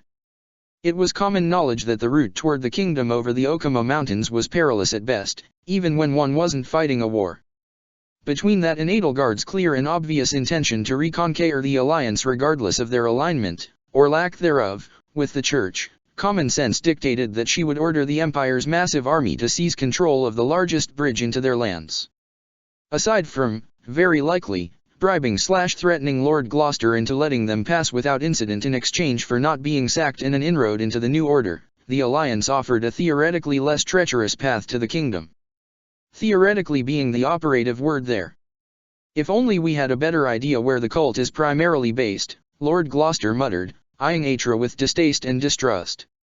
The girl was unfazed by the look, tilting her head in curiosity. Would it not make sense to attack them directly at the same time? A war party from one land alone can't conquer Shambhala, Atra responded quietly and in a chillingly matter-of-fact way. The underground city is a great fortress, the mechanisms that are necessary to travel being difficult to master. And that aside, too many of their most prized weapons of war are all stored there. No, the city must be stormed in a joint effort, or risk all of this being for naught. Their most prized weapons? You're not referring to their artificial demonic beasts, Holst frowned, clearly wondering what could possibly be worse than that. Atra closed her eyes for a moment, a shiver running down her spine. Things the likes of which you won't see on the surface. There was an old memory in those dark blue pools when they opened again. Thales calls them the Titanus. Imagine a stone carved in the likeness of a man, a stone that stands as high as 3 houses stacked on top of each other. Give them, though various experiments, the same magical barrier that demonic beasts have. This allows them to resist magical attacks that would otherwise damage the runes holding them together. Given them immense magical power themselves, I do not know how, and suspect we would not like the answer. They're equipped with broadswords that allow them to attack at a distance. She pressed her back against the chair, grimacing. I saw them a handful of times when I was young. They guard the entrance and exit to every level of Shambhala. I don't know if there are more, but they've had a long time to make them. Dmitri swallowed hard as a burst of incredulous and worried dialogue erupted across the table. It was hard to even picture these creations. The closest his mind could conjure was a picture from one of Ash's fable books, in which a knight had to brave a vicious underground labyrinth full of mysterious monsters in order to rescue twin princesses. Had the person who wrote it known about the Titanus, he wondered somewhat inanely. Do you know if they have any weak points? Claude said, his tone businesslike and his eyes sharp as knives. If he was as worried as the older lords, he gave no sign of it. Atra bit her lip thoughtfully. The joints in the limbs are vulnerable, I think, she responded after a moment. They have to carry a lot of weight, after all. Felix and Glenn could sever them for certain, the relics can likely do the same. But outside of that, I don't know. Right, the brunette leaned back in his seat, pinching the bridge of his nose. Do you have any sense of whether or not they'd have pulled up any of those monstrosities for the war? It's entirely possible. Glory, Judith muttered. Well, if they do, we'll eventually be able to storm Shambhala with some experience behind us. It's wise to look at these things optimistically, Rodrigue said ever so slightly dryly. Judith just smirked back at him, taking it easily. If we've decided for certain on our course of action, perhaps we should prepare to move out. I think that would be wise, Lord Gaelta offered. Byleth nodded, standing up. This prompted everyone else to stand as well, and Dmitri caught the flicker of unhappiness/discomfort in her eyes. It was gone quickly, though, and she smiled confidently at the circle of lords. Yes. It's time to begin our counterattack. They left the room in more or less 2 groups, Judith speaking to Rodrigue, Lord Gaelta following in Dimitri's wake, likely in the vain hope of convincing Ingrid to return home rather than accompany him and the others into war. Lord Gloucester quickly went off on his own, likely to find Lawrence. Hopefully he doesn't convince the purple-haired boy to do anything foolish. Letting out a breath, Dmitri matched pace with Claude while the 3 of them made their way through the halls. Gareg Mach was in a whirlwind of activity. Knights, civilians, and villagers alike were finishing repairs, handing out supplies and hurrying to finish tending to the horses, Pegasi, and wyverns. Aside from the knights who would be joining Geralt's mercenaries as Byleth's honor guard, which included Shamir, by Catherine's order, the remainder of the Knights of Sirios would be remaining at the monastery to guard it from potential counterattacks. Meanwhile, a large force of mixed alliance/kingdom troops would be accompanying Byleth on the journey through Leicester to the Bridge of Myrddin. They would gather more troops along the way from the local lords, while another mixed force would go to the kingdom to reinforce the border and guard against potential attacks of the Agarthans' machinations. Time was of the essence. Their countermove needed to begin in earnest before the bleeding imperial army returned to their capital and recovered from their losses. Otherwise they were simply giving Edelgard and Thales more time to prepare. A long march was ahead of them. At least it would be very uneventful. Hopefully, his father noted dryly. Dmitri tried not to grimace. Can I stop pretending to be calm for a moment? Claude asked semi-sarcastically as they stepped out the front doors of the monastery, out into the field they'd fought in not so long ago. Already the signs of destruction were lessened, but the damage was still visible no matter where you looked. I think you know the answer to that, Byleth responded, admirably. There was only a hint of the exhaustion she must be feeling from all the negotiating and mediating she'd done so far. Claude grumbled something imperceptible. Amazingly, the sound made Dmitri smile ever so slightly. Wait until we make camp for the night, he told his prince. Then, I promise, we can find a moment to relax. Being a lord is overrated. The brunette grumbled. His fingers tapped impatiently against Failnot's length, trying to expel some of that nervous energy in a low-key way, no doubt. You don't believe that, the king chided, even as he felt his smile deepen. Claude gave him a mock-betrayed look and pouted. Clearly I've told you too many of my secrets. I can't hide things from you anymore. Byleth giggled a bit. Claude flashed her and him a brief yet bright smile at that, and Dmitri spent 1 second reaching over and squeezing his wrist gratefully. You're always trying to keep our moods up, I hope I can do the same sometime. It would be about time you tried, his stepmother noted. Atra might have said something, but Dmitri missed it. Fortunately, he was able to ignore her whenever he wasn't directly involved in the conversation. She was also walking slightly behind them, so he didn't have to avoid looking at her quite so much. Professor. Lysithea's voice rose above the chatter in the yard. The white-haired girl was waving her arms above her head, trying to direct them over. Unfortunately she was hard to pick out of the crowd of people going to and fro. She must have known this, because a moment later Balthus walked by, picked her up by the waist and held her up so she couldn't be missed. Byleth let out another snort of amusement at the sight and picked up the pace until the 4 of them reached their 2 friends. You're finally out. What's the word? Can we finally go? Yes, we have the word, but we have to wait for Lord Rodrigue, Lady Judith, and Sir Shamir to muster their forces and join us. Byleth said patiently. Lysithea scowled a bit at that, but bowed to the necessity. We're going to travel through Leicester to the Great Bridge of Myrddin to reinforce it before entering Empire territory. We'll be picking up more forces along the way, I hope anyway. She muttered the last part, her brow furrowed. Then she cocked her head, realizing she'd just remembered something. Incidentally, Balthus, don't worry about traveling through the Alliance. I paid your debt to Gloucester and the rest should be more concerned about potential invasion and subjugation than chasing after your old payments. You paid Dash. Balthus goggled at her for a second before running his hand down his face. Geez, Prof, I didn't know I had to tell you not to do stuff like that. Well, I've done it, so a thank you would be nice, Byleth retorted, her tone dry but her eyes lighter with amusement. She was smiling in a similar way to Suthi's. Was she doing it on purpose, or was she even quoting the goddess directly? Suthi's swung so easily between endless gentle wisdom and childish sarcasm he honestly wouldn't be surprised. Thanks, the huge brawler said sheepishly, seconds after being elbowed by Lysithea. Yuri and Ingrid are just finishing the packing with Rob, food, armor, weapons, metal for reforging, money, the works. We're close to being ready to roll. So Yuri has decided to come along, Byleth murmured, pressing one hand against her chest.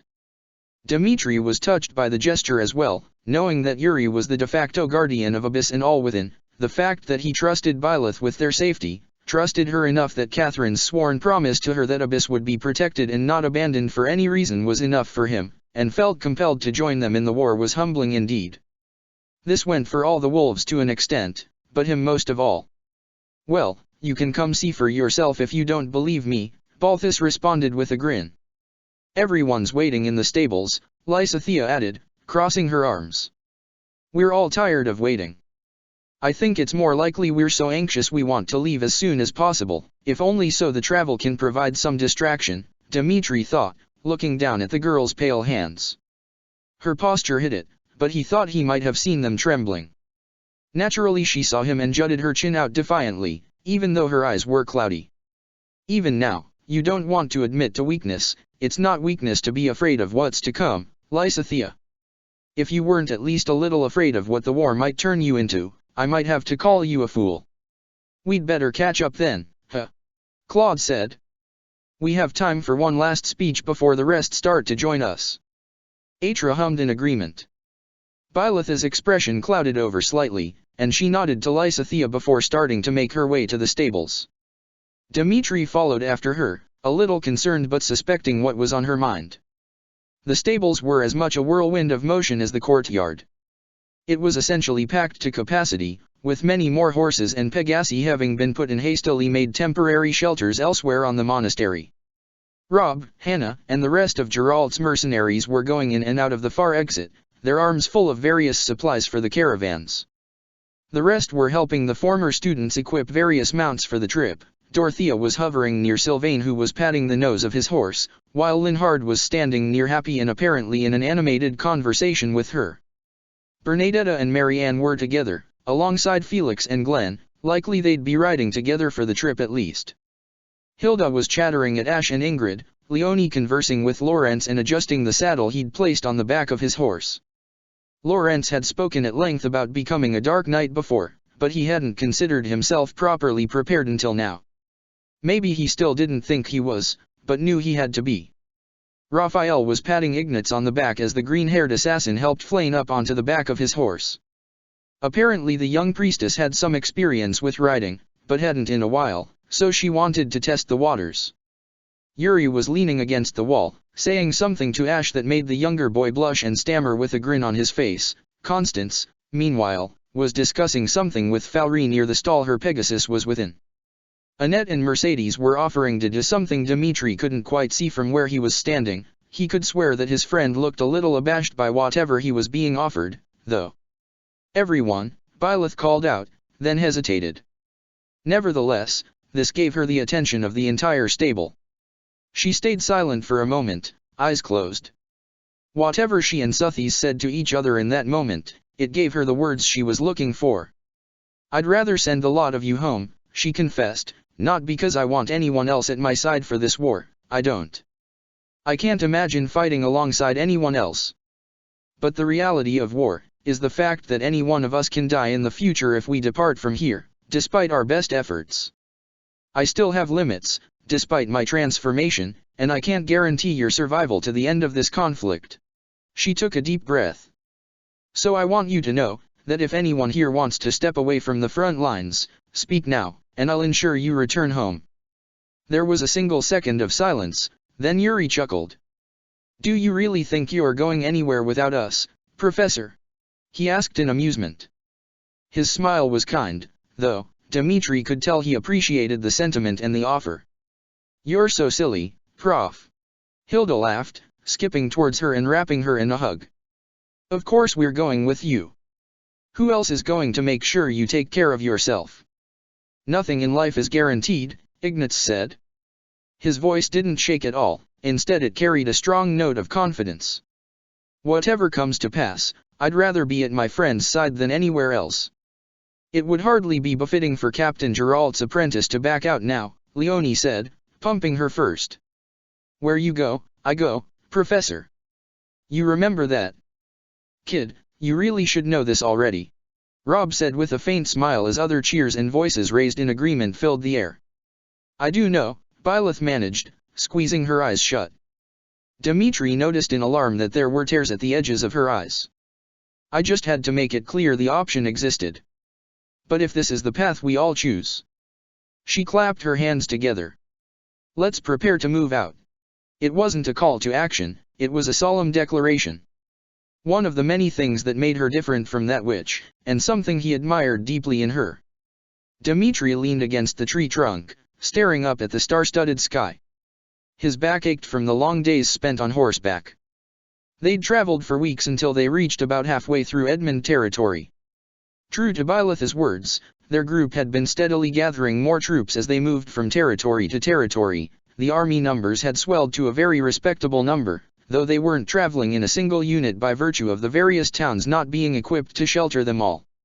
Since they were in Allied territory, there was no harm in splitting their army into a few separate divisions as they made their way to the Great Bridge. Peaceful travel was a blessing, and yet it didn't seem to soothe his anxieties as much as it did for the others. He tilted his head, watching the crackling fire in the pit snap and dance in the silence. Most of his friends were asleep in a semicircle around the bonfire, their mounts tethered not far away. He wasn't the only person on watch. He'd volunteered, and politely insisted when some tried to insist he was too highly ranked for such a task, but he was fairly removed from the few watchmen who were striking up conversation. "You should be resting," his father remarked. "Tired warriors do not last long." "I'll sleep eventually, I promise." The night sky was beautiful. Dmitri blew out a long breath, enjoying the cool air as he breathed it in. It cleared his head a little bit. The stars glowed like jewels far above them. He looked for familiar shapes through the open patches of the treetops. "Couldn't sleep."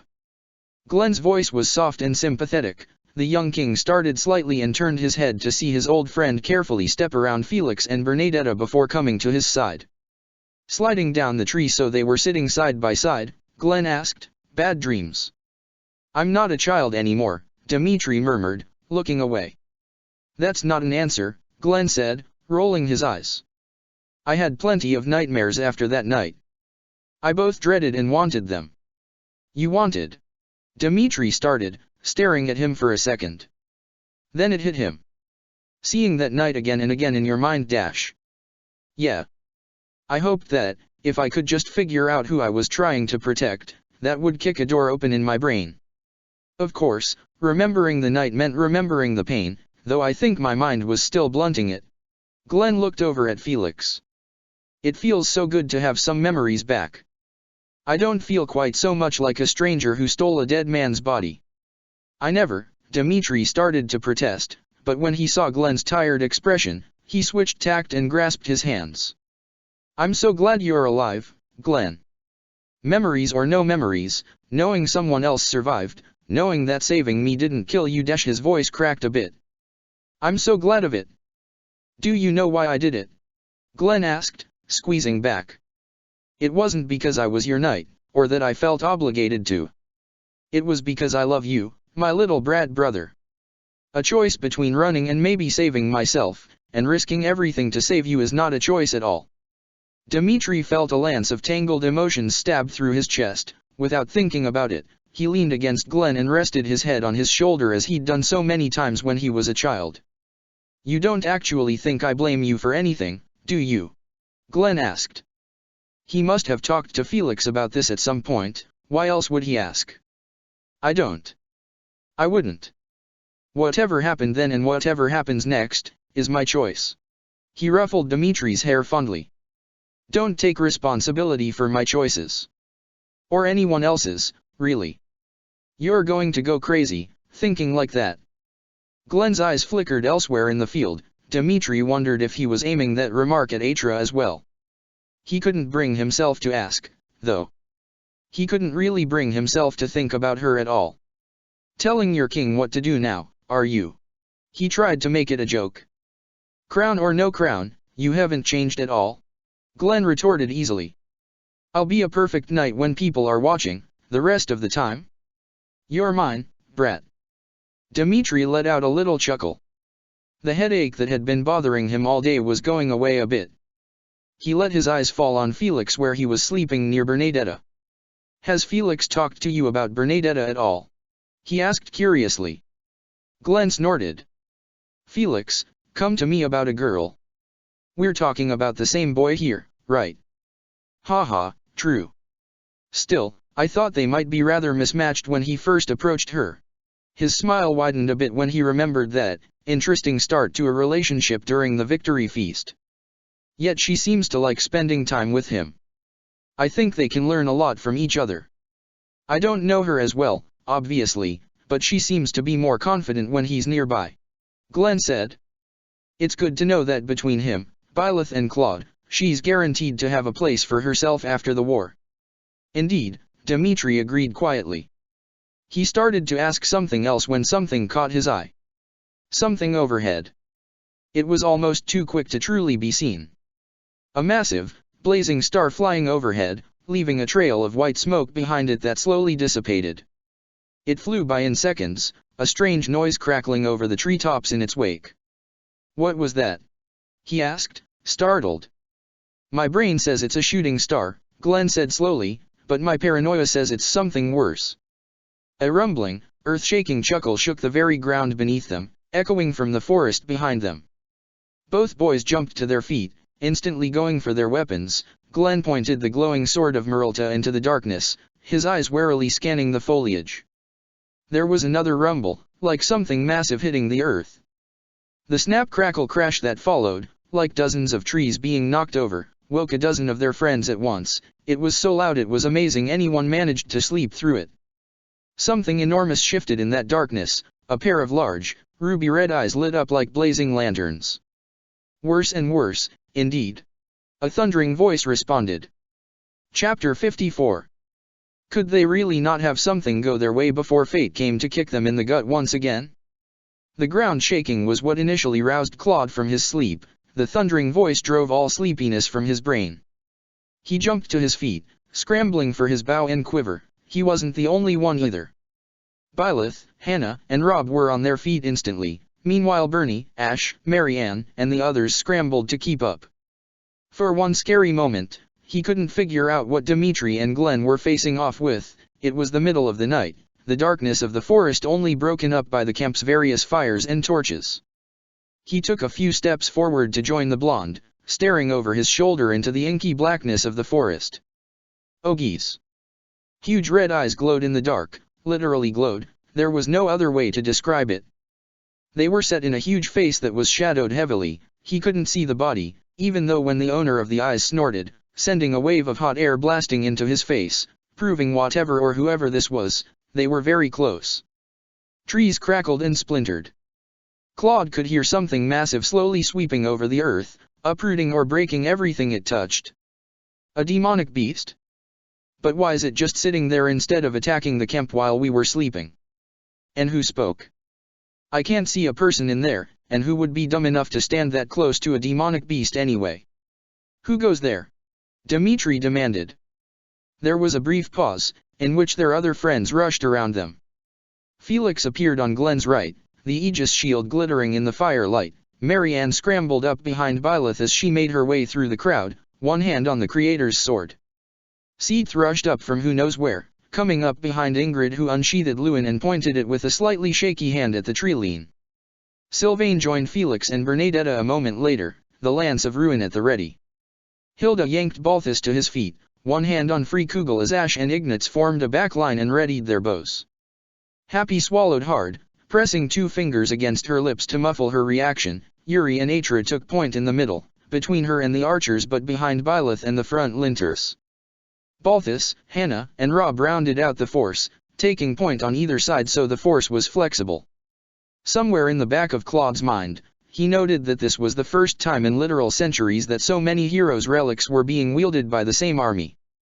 Undoubtedly the historians would make a big deal out of that, but it was justified. No wonder Rodrigue and Judith were willing to leave parts of the combined army behind to guard the homeland. Despite the Empire's theoretical might, all this destructive power in one place was scary to think about having as an enemy. A deep, rumbling laugh snapped him out of his whirling thoughts. A dead man, the voice responded. Then their visitor took a titanic step forward, bringing themselves into the light. Claude choked on a dozen curses, stumbling backward. A shot of honest Tasuthi's terror rushed through his veins like ice water. He could only imagine how pale he'd gotten, and judging by the various horrified shrieks from the Alliance soldiers who'd hurried to join them, he wasn't alone. One might call the wandering beast gigantic, a good word for him, even though it felt staggeringly inadequate at the moment. He towered over his fellow demonic beasts, making them seem puny by comparison. The trees barely contained his scaly hide, his legs were bigger than horses, his claws longer than broadswords. His scaly hide was gray as stone, and even in the low light, Claude could see broken spears, swords and arrows wedged uselessly in what little give there was. That wasn't to say the monolithic enemy before them had no scars at all. There was a long burnt score on his chest left by Fail Not, the only success of the last attempt by the Alliance to slay their demon. The wandering beast had been crouching down to something like eye level. Now that he was closer to them, he lowered his massive head to look Dimitri more or less in the eye. That face, I haven't seen those eyes in a long, long time. Determined. Haunted. Fearless. I knew they would carry down. Dimitri choked. You spoke, Glenn nudged the blonde back a step, still holding the saint's sword at the monster's face. Claude forcibly swallowed and flexed his fingers to get the feeling back in them. Beasts never speak, they can't dash. What are you? Marianne whispered. Are you the wandering beast? The wanderer's eyes flickered over towards her. His nose flared, those massive red eyes blinked, and he leaned forward somewhat, giving her the whole of his attention. Stay back. Byleth warned him with a snarl, drawing the sword of the Creator. You won't touch her. You carry our crest. The beast said. Was that a note of resignation in his voice? Our crest. Marianne repeated, staring up at him. The beast flicked his tail and snorted. Claude might have called the emotion tired amusement, but it was just so incongruous to assign emotions like that to this creature that he wondered if fear was scrambling his brain. Did your underground benefactor not tell you? He asked. His eyes flickered over to Atra, who'd taken a shocked step backward. Do not bother, girl. I can smell you, earth and metal. It clings to you even now.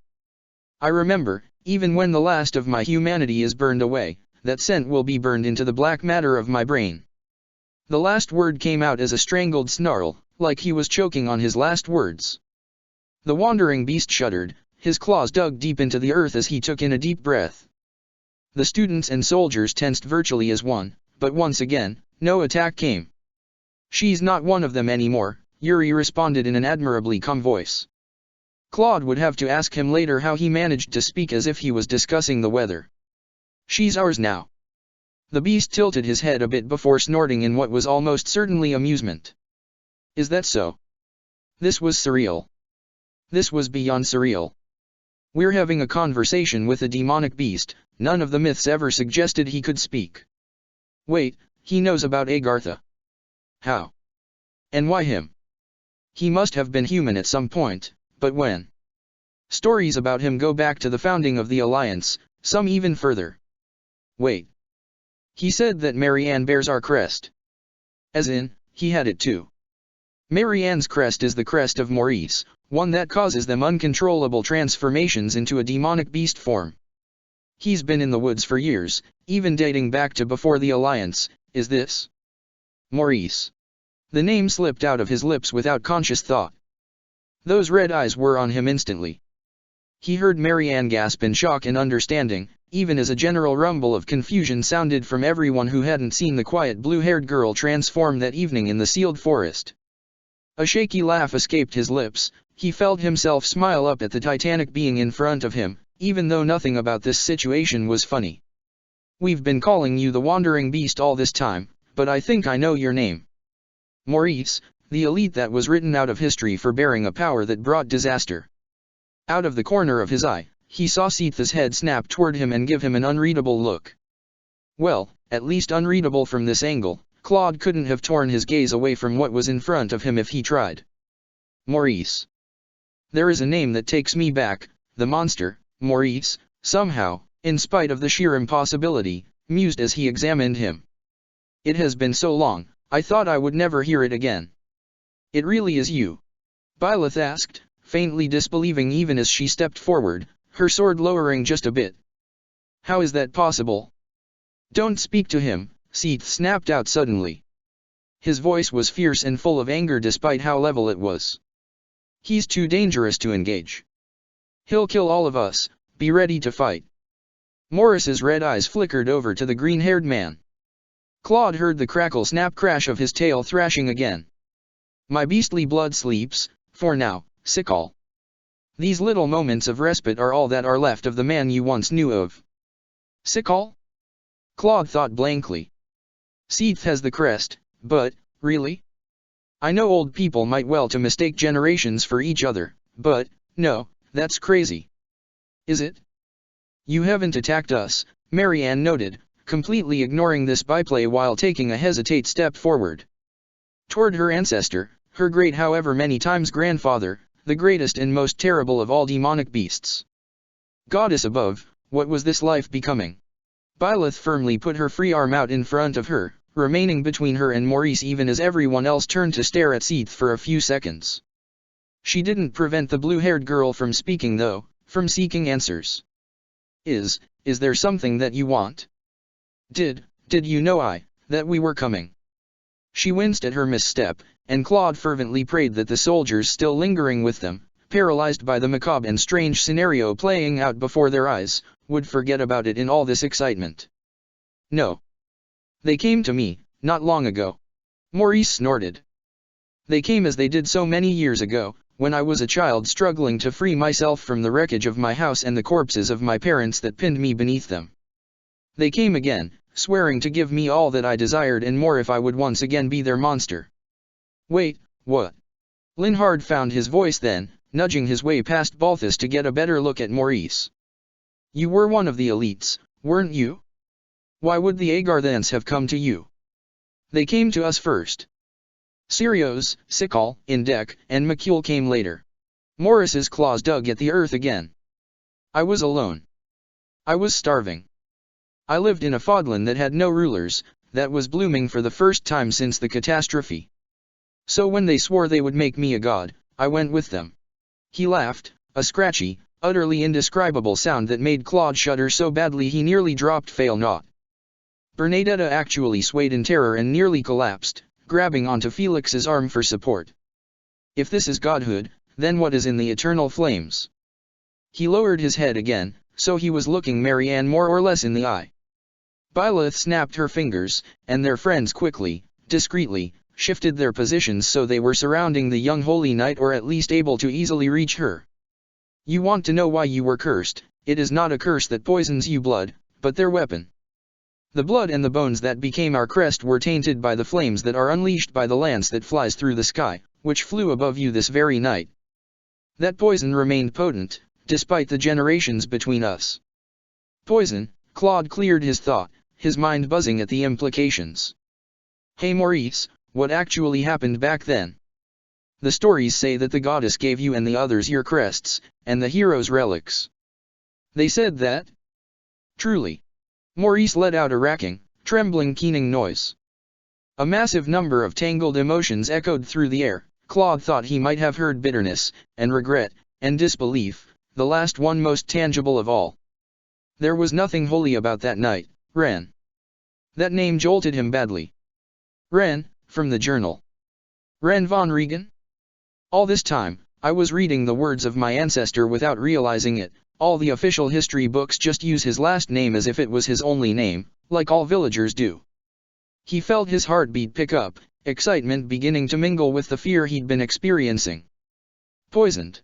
Marianne repeated, her hands clasped in front of her. But poison can be cured, can't it? Is that why they came to you? Byleth asked. Her fingers tapped against the sword's hilt. Did they claim they could turn you back into a human? That they did. Maurice snorted. My humanity was renounced before these scales and claws replaced my flesh and fingers. For centuries I have thirsted for blood and flesh, I have walked on 4 legs, the screams of the beasts more clear to me than the voices of men. Madness comes and goes from my mind like waves on a beach. I have eaten humans when my blood roared in my ears, returned to what little sense remained with me to taste their blood on my tongue. No, dragon girl, there is no saving me. And even if there was, I would leave it to my child. There is nothing for me here, nothing but to clean up loose ends. Are you offering to help us? Seath asked in an incredulous and very strained voice. Claude's eyes flickered toward him for a moment. The bishop was shaking, and there was no hiding how much the older man loathed the idea. What's up with that? If I destroy the doors of Shambhala, open the way for you and your people, will you liberate me? Maurice ignored him, eyes trained on Byleth. You think you need to bribe me to give you peace after 1,000 years? His darling mercenary asked curiously, tilting her head to look up at him. If Sikal had told you the truth, I imagined I would. Maurice responded. He growled low. My beastly blood is bubbling, dragon girl. You have too much to do to waste your army on a forest full of beasts, breaking their spears upon my hide. Will you do this? I will give you peace, Byleth retorted fiercely, only a flicker of confusion crossing her face. Then go, Maurice gasped out. Claude noted with growing alarm that the wandering beast was kneading at the ground anxiously. Go with your men, while what little humanity I have left still lingers within me. Howls in the distance, dogs and scaled beasts alike, they each made distinctive noises, drew a flood of swearing from Byleth and Hannah. That seemed to disengage a number of people out of the varying states of shock they'd been in. Byleth stared at him for a moment before declaring, "Everyone go to the mounts. Put out the fires, take the torches, get ready for a fast march." "Lady Byleth?" Seath asked in disbelief. "If we're going to fight the Empire with these forces in the near future, Seath, can we afford to fight Maurice in a forest full of demonic beasts here right now?" Byleth asked him in response, a question that was about as entreating as it was indignant. Meanwhile, everyone else had rushed to obey her. Byleth gestured for the students to stay. As the wielders of the hero's relics, they had the only ones who had a prayer of doing any real damage to the historical monster before them. Maurice had retreated multiple steps backward, his claws digging violently into the earth. The thrashing of his tail became more and more fast and erratic, tension was growing and boiling up beneath his muscles.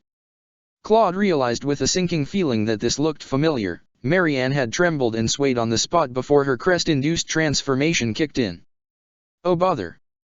Marianne swallowed next to him. She was whispering words that he couldn't hear over the whirlwind of movement behind them as the army scrambled to move out. There was a pale glow of magic around her hands. Whether she was readying for a fight or her blood was reacting to the being before her, he couldn't tell. Ivory let out a trilling call. Moments later, she landed just behind his back. Grimacing, Claude muttered, "Start backing up, guys," as he backpedaled slowly but surely, the carefully swung up onto her saddle. "Thank you, Hannah." He offered a hand to Byleth. Glenn and Felix had Dimitri, leading him back to a horse while Bernadetta was already up on Nico's back, terror plain in her eyes. Maurice's eyes blazed in the dark, hunger was beginning to boil in them, his massive mouth opening so a long, rope-like tongue pooled out and licked his lance-length fangs. There was very little that looked human in that face, but Claude could see a trace of it, a hint of the boy he'd read about in those letters, in those deep, dark eyes. As the camp emptied, Maurice let out a long, low snarl. And that flicker of humanity vanished into reptilian slits. Seath climbed onto his wyvern, and with everyone ready, horses, Pegasi and wyvern alike all took off as fast as their legs would carry them. Byleth, having jumped up onto Ivory's saddle right behind him, had twisted and lashed out with the sword of the Creator, tearing up the ground and sending dirt and dust into the air. With that as a smoke screen, they left the wandering beast in their wake. Above the roars and howls of the beasts they knew, an ear-splitting, tortured shriek broke the silence of the night. It sent a shiver right into Claude's soul. It wasn't until they had fled the forest and marched 2 full days out of Edmund territory before Claude's mind hooked itself on the remark that the Agarthans had approached Maurice and all that implied. Hilda looked up from cleaning free Kugel at the choice curse words he let out at that little informational nugget.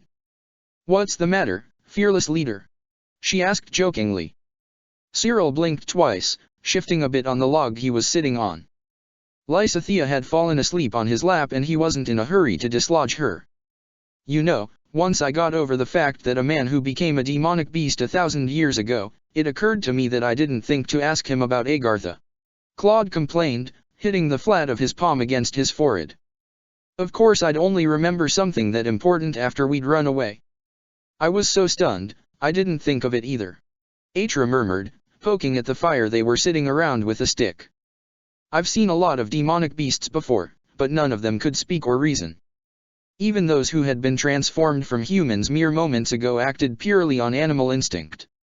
I think, talking demonic beast who used to be an elite, is enough of a reason to forget something," Sylvain said easily, rubbing one shoulder and wincing.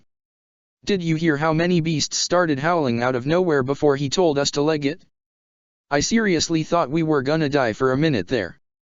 He was surprisingly eloquent for a monster who'd been locked away from human society for literal centuries, Yuri commented, emerging from one of the tents with a plate of cookies and cheese. General cheer met his appearance as he started making his way around the wide circle. "Once a while back, my people alerted me about a young woman who'd been imprisoned in a lord's cellar for over 2 years without any human company. When I went to free her, she couldn't say more than a handful of coherent words." He offered the plate to Claude when he reached him. "I hope you poisoned him," Dorothea said bitterly, looking down at her hands. Linhard sat next to her, nudging her occasionally and trying to improve her mood. I gave proof of his embezzlement to one of his rivals, does that count? Yuri asked lightly as Claude accepted 2 cookies and a piece of cheese. At least it's something, the singer allowed. And 2 years has nothing on 200, let alone 1,000. Yet he could still talk and sounded relatively sane, at least until he started to have a fit and told us to run before he ate us, Raphael remarked, his voice petering out a bit at the end. He said that we couldn't waste spears on his hide. So he wants us to win. Hilda wondered. What he truly wants is to die, Marianne responded quietly. Everyone turned to look at her, quieting down. The blue-haired priestess was staring at the fire, her hands clasped in her lap, her expression was distant and tired. She at least didn't seem very shaken, only contemplative. Are you sure? Claude asked hesitantly. He really didn't like the completely confident nod he got in response. For Marianne to be so certain, with comparatively vague words to go on. Yes. The sword of the Creator is infused with the power of the goddess. If anything can pierce through his hide and finally send him on his way, it would be that blade. Marianne said. Seeth, whatever he's done before, he deserves that much now, doesn't he?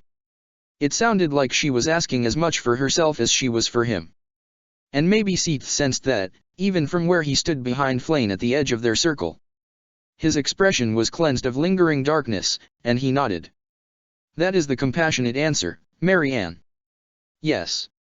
Whether he will keep his end of this bargain, well, I hope Lord Edmund has men to spare to keep an eye on those woods.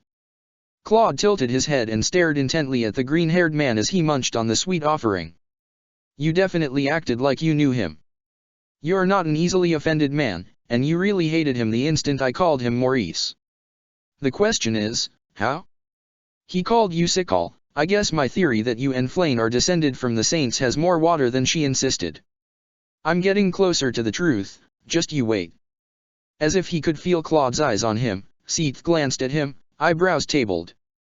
He smiled innocently. Seeth regarded him warily for a moment before looking away. You're still no fun, the young prince thought, resisting the urge to pout. Are you all right, Marianne? Dmitri asked quietly, bringing his attention back to the present. Oh, Marianne blinked a few times and then nodded. Yes, thank you. I'm a little shaken, I can hardly believe what we saw in that forest, but I'll be all right. I'm wondering what Maurice said about the Agarthans and when they found him, Ash said. I know that the elites served Nemesis before he fell to darkness, but if the Agarthans had been there too, wouldn't there have been some record of it? Not if they were deliberately removed from the books, Byleth said tiredly. Claude turned and waved for her to sit next to him. She smiled faintly and made her way toward him. She must have had a pretty interesting conversation with Rodrigue and Judith about what had happened before they reached the rendezvous point. No matter what the truth is, right now all we have is conjecture.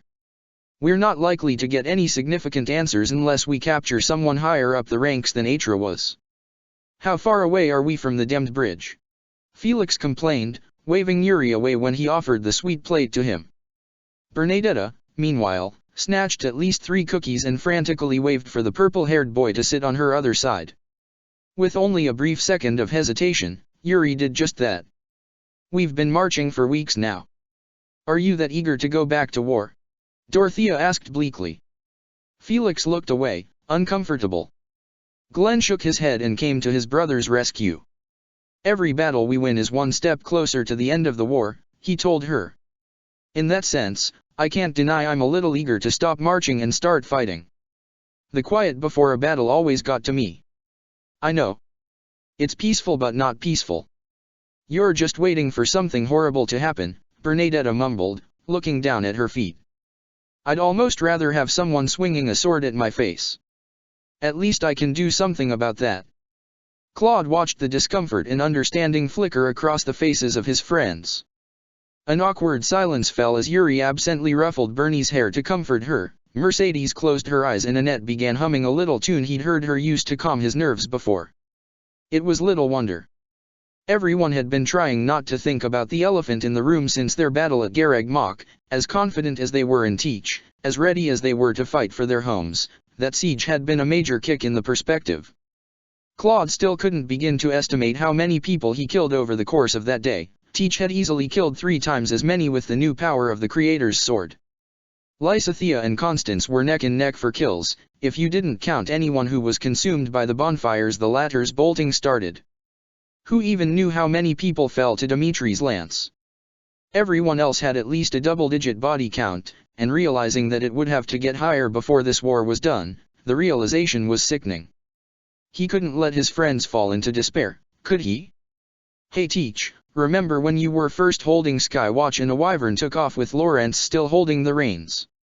The question had the precise effect he hoped it would. Lawrence sputtered in protest, Lysithea burst out laughing, and even Marianne had to clap a hand over her mouth to muffle her own giggles at the memory.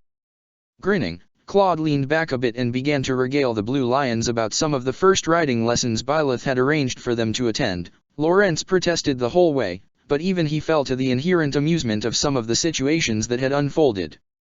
Soon everyone was laughing, even Dimitri and Marianne, which lifted Claude's heart. After a few stories, Ingrid suddenly interjected and gleefully started talking about the various failed romantic escapades Sylvain had used her as a proxy for. Some of them were so ridiculous that Leonie demanded to know if they were real, when the redhead reluctantly clarified that they were, including the time he accidentally offered his date a tea spiked with a mild sedative. She insisted he drink first, and when H passed out she fled the scene in a panic, leaving him to be discovered a few hours later. That earned another round of wild laughter from the teens, which Sylvain took in surprisingly good humor. Even Dorothea gained a spark in her eyes. Then Hilda took over, recalling various escapades that Balthus and Holst had gotten into when she was young, including one event where they'd been blindsided by a demonic beast while out on a walk, prompting Balthus to heroically save the day first by escaping with her, then by going back to help Holst slay the beast. Of course, she promptly followed that up with the time Balthus failed to repay a loan to a little old lady who liked to sell apples at one of the markets in a timely fashion, forcing Holst to play peacekeeper to the scariest grandmother Claude had heard of aside from his father's. Promptly followed by Constance upbraiding her friend for borrowing from a little old lady in the first place, and Balthus grumbling about how he was actually lucky Holst was leading a different division of the army. When the stories slowed down, Annette started to sing, nervously at first, since she was half afraid of her songs being taken out of context yet again, but when Mercedes and Dorothea started to sing along, she steadily gained confidence. After just a few short minutes, Annette was leading all her fellow graduates in a surprisingly rowdy Kingdom Campfire song. Dido was the only person not singing, but he clapped along nonetheless, smiling so warmly his severe face was softened significantly. Mid-song, Constance sprang to her feet, grabbed Sylvain by the arm and dragged him up so she could begin a dance. Sparked by her initiative, Dorothea got up and pulled a startled Atra to her feet before joining in, guiding the black-haired girl through the steps of the cheerful jig. Felix reluctantly let Bernadetta pull him into the dancing. He is so incredibly, staggeringly in denial over how sweet he is on my little sister, Claude thought with a grin as he jumped to his feet and spun around, offering Byleth his hand. I wonder if a nudge is what he needs. We need more dancers for partner changes to be thing, however. Beaming, she accepted and joined him without hesitation, unlike back at that dancing practice. Evidently she didn't care if she ended up looking silly in front of them, maybe now she even welcomed it. Feeling his heart skip a beat when he pulled her closer, Claude winked playfully at Dimitri before sweeping her away. Who wins in a battle, Khalid? The side with more forces to bring to bear? No, my son. The warrior who wins is the one who has the most to fight for. If that's the case, Claude thought as he spun Byleth in a circle, getting a bright, warm laugh out of her, there's no way we're going to lose. Chapter 55. Here it is. The Great Bridge of Myrden. Byleth tilted her head up, looking at the massive stone building before them. The largest bridge over the Aramid River was just as vast and awe-inspiring as she remembered from previous visits, the Alliance flags atop its highest towers ripped in the fierce winds, no doubt buffeting the various patrols she could just see marching in formation along the stretches of the bridge. It wasn't elegant, unlike a lot of Empire designs, but unlike many buildings in the old land this bridge was built with practicality put first and foremost. Wow! You don't see bridges like that in Almira, Cyril said wonderingly. It's been years since I last visited this area of the Alliance, Rodrigue murmured, a distant look in his eyes as he surveyed their destination. It was something Lambert and another friend of ours dragged me into, not long before we graduated from the officers' academy. I wonder how she's been since then. Might I have heard of this? Judith asked curiously. A faint smile graced the older man's lips. I doubt it. It was kept fairly quiet, for numerous reasons. Perhaps when we have the time, I'll recall everything that happened those days. Hey, everything looks calm. For once we've managed to get here before everything went straight to the eternal flames. Claude noted with disproportionate cheeriness. It's a literal miracle. Suthies snickered deep in Byleth's mind. I would take credit if I thought I could get away with it, the goddess said thoughtfully. Perhaps if they're stocked up on chamomile tea. Don't even think about it, Byleth thought back with a flash of good humor. All the better for it. Pushing the march to reach here in the time we've managed has exhausted everyone. We're in little shape for battle at the moment. One of Lord Gloucester's retainers should be waiting for us at the entrance. He said that he'd be sending one of his men ahead for our arrival. Judith's cat-like smile suggested that if this was not so, for whatever the reason, someone was going to have a very bad evening. Let's hope so, Gilbert said gravely. He was looking up at the thick black clouds blanketing the sky. The wind tugged roughly at his hair. I doubt we have much longer before the storm is upon us. I wonder how long it will last, Dmitri murmured, half to himself. It's so dark you'd think night was upon us, rather than midday. I guess we'll find out, Byleth responded, before turning her horse around. Their army stretched out over the fields and between the trees for a long ways behind her. Her friends were close behind, her fellow mercenaries having fallen back to watch the rear flank just in case. Their travel had been very hurried since their strange and uneasy encounter with Maurice in Edmund territory. They hadn't seen Hare or Hyde or the famous beast since, nor any of lesser creatures that logically should have been out and about. Claude took this as an indication that Maurice actually intended to uphold his end of the bargain. Seath disagreed with surprising vehemence, leaving Byleth to wonder if he'd had an encounter with the beast before. Seath wasn't easily persuaded to talk about his past in specifics. The few times he had, he'd been very vague. Either way, they'd made it to the bridge in very good time. Given that it was a matter of when, not if, the Empire attacked in order to seize it and use it as the springboard of an invasion into the Alliance, small mercies, indeed. Our destination is in sight, everyone. She called out. A ragged bright cheer echoed back from the ranks of the men. It made her smile. Warm rooms and fresh fruit await us. She waved overhead for good measure. It's not wine that awaits, but fresh fruit. Does my dear Byleth crave some Noah fruit? Suthies asked teasingly. Oh hush. You want a few too and you know it. Suthies' solemn, divine, and very mature response to that was to stick her tongue out at her host. With that, they made their way from the field down to the stone road to the bridge and its fortress. The sound of waves crashing against the walls of the bridge rang like thunder overhead. Wind howled around the towers as the drawbridge dropped with grating metal and a definitive thud. Byleth only had to ponder for a split second if Gloucester would backstab them after all before a man in rich robes and an honor guard came out to greet them. As promised. Maybe he is devoted to the cause, or maybe he just didn't get a chance to hear from the Empire in time. Welcome to the Great Bridge of Murden. The Gloucester retainer called as the army leaders approached him. Byleth thought he looked vaguely familiar. Perhaps she'd met him on a previous job in Leicester. You've arrived rather early, my lords and ladies. We weren't expecting you for another week yet. We made good time, Judith said diplomatically. Byleth glanced at her, lips parted in slight confusion before she felt a hand on her wrist. Blinking, she returned her attention to Claude, who shook his head slightly. People are terrified of the Wanderer for good reason, the brunette said very quietly, barely more than a whisper. Bringing up our agreement with him is more likely to terrify them than give them any sense of solace. Let's save that hard sell for later, huh? That sound rather like something one would resent us for not deigning to tell them straight away, Suthies deadpanned. If they live in the Alliance, they're used to being informed of alarming facts quite a while after they would like to have known them. Byleth thought back dryly, before nodding in understanding. Smiling, Claude pulled his hand back and then gave her a meaningful wink. She tried not to blush and looked straight ahead as Judith and Rodrigue finished speaking to the retainer. Claude chuckled and moved forward to include himself in the conversation, conscious of his new role in the alliance, in spite of seeming no different to her. "He is trouble," Dmitri murmured. Byleth looked over her shoulder and saw a fond smile on his face along with a light blush. "There is a matter you should be aware of," she heard the retainer inform Claude, "but it should be discussed in a slightly more secure area.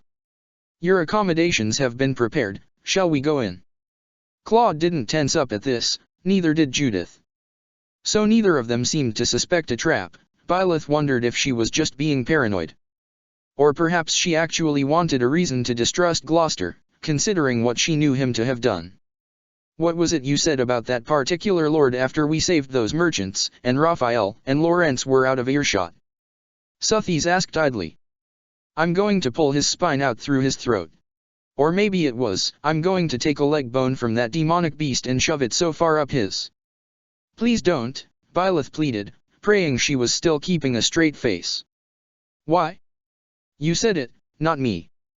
Because I'm supposed to be the holiest woman in Fodlan right now, and if I keep thinking lines like that, it's only a matter of time until I slip up and say one of them. You're fighting in a war.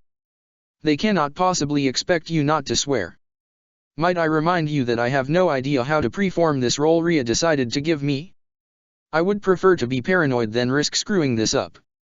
The grinding of the main gates opening for them drew her attention to the living world around her. Giving her head a shake to clear it, Byleth politely greeted the retainer and requested that everyone in the army be taken care of with equal energy. The adoring looks that the Knights of Sirios under Shamir gave her in turn still made her uncomfortable. She wondered what they saw when they looked at her now. She wondered if she would ever get used to this treatment, like she was a goddess or an extension of Sotheis, and sometimes she wondered if she even should. Did they believe she couldn't make mistakes? She'd made plenty.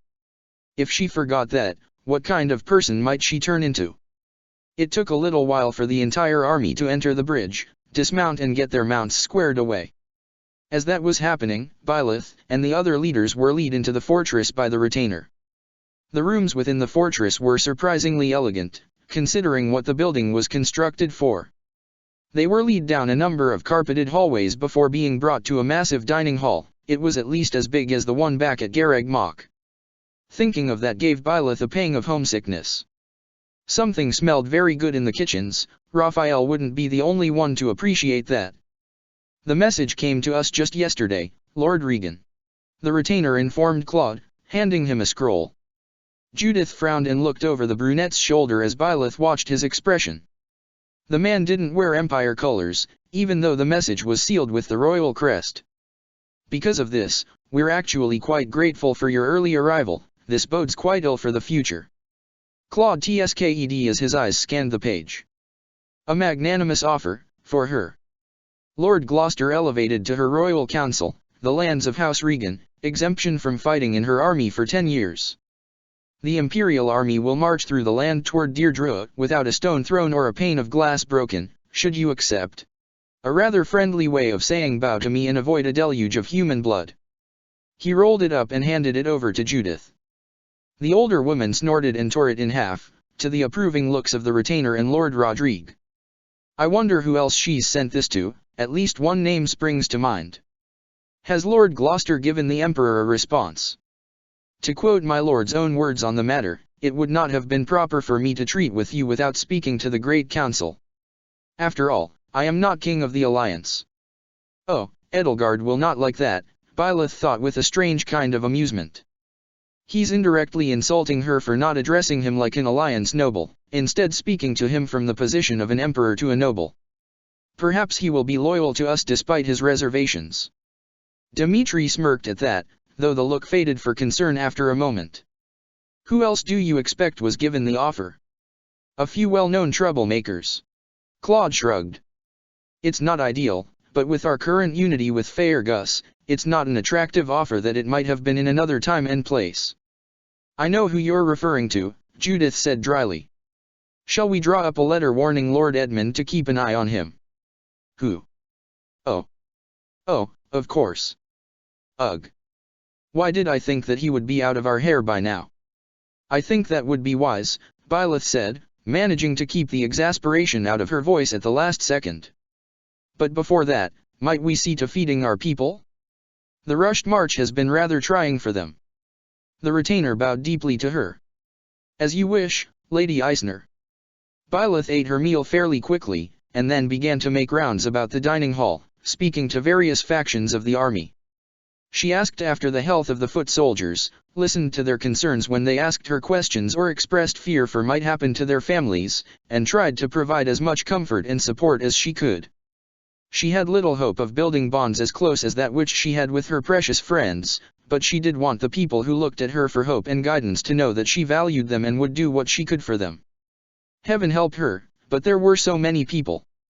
And after the battles ahead, no matter how much she did, some of them would be dead. That knowledge sat like a rock in her stomach as she watched knights and villager militia alike laughed and joked with each other, expressed concern for their spouses and children back at home, and vocalized their resentment of the Empire for the war. What do I do? Byleth wondered plaintively. What you've always done, Suthies responded softly. Everything you can. It took a long time to do this. The Frildarius, Regan, Daphnel, and Dominic soldiers formed a large force, after all. By the time she'd done a real round, dessert was being served. Not wanting to miss a sweet distraction, Byleth made her way back to the table where her friends were sitting in a unified group. It's nice, isn't it? Claude asked her brightly when she sat between him and Lysithea. A plate of tarts and peach sorbet was sitting at her place, waiting for her. You're referring to something specific, Byleth guessed. She picked up one of the tarts and took a bite. Oh. That was very nice, so fresh. You were talking to everyone, didn't you notice? Her scheming prince asked, mock scandalized. Everyone says that the kingdom doesn't get along with the empire because of old resentments over the succession. But looking around the room, you can see everyone mingling with each other, laughing and making jokes like they've known each other their whole lives. You wouldn't think there were two separate kingdoms in this hall right now, would you? That's true. We have a common goal, and a common enemy. Lawrence noted, primly cutting one of his tarts in half. What he had against eating the small treats with his fingers, she couldn't fathom, that's how they were meant to be eaten. Trying times have forged close bonds, the tale of Saint Sirios and Emperor Wilhelm is famous for that. Claude paused, his drink halfway to his lips, as a contemplative look on his face. A familiar spark flickered in his eyes and he nodded almost to himself. How's the mood of the army, Teach? Everyone seems confident. She allowed, before taking another bite of her tart before pulling her peach sorbet closer.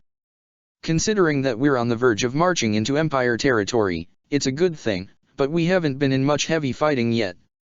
She might have said something else, but Raphael let out a loud belch, which started a laugh out of her and caused Lawrence to protest loudly about his friend's table manners.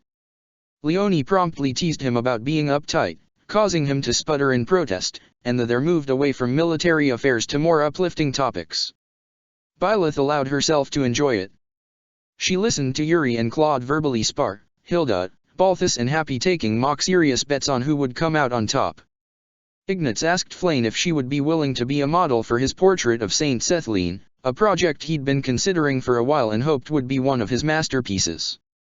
Marianne and Ash were talking quietly about something, she couldn't hear it over the general chatter, but judging how the pair were holding hands and paying attention solely to each other, it probably wasn't meant to be overheard.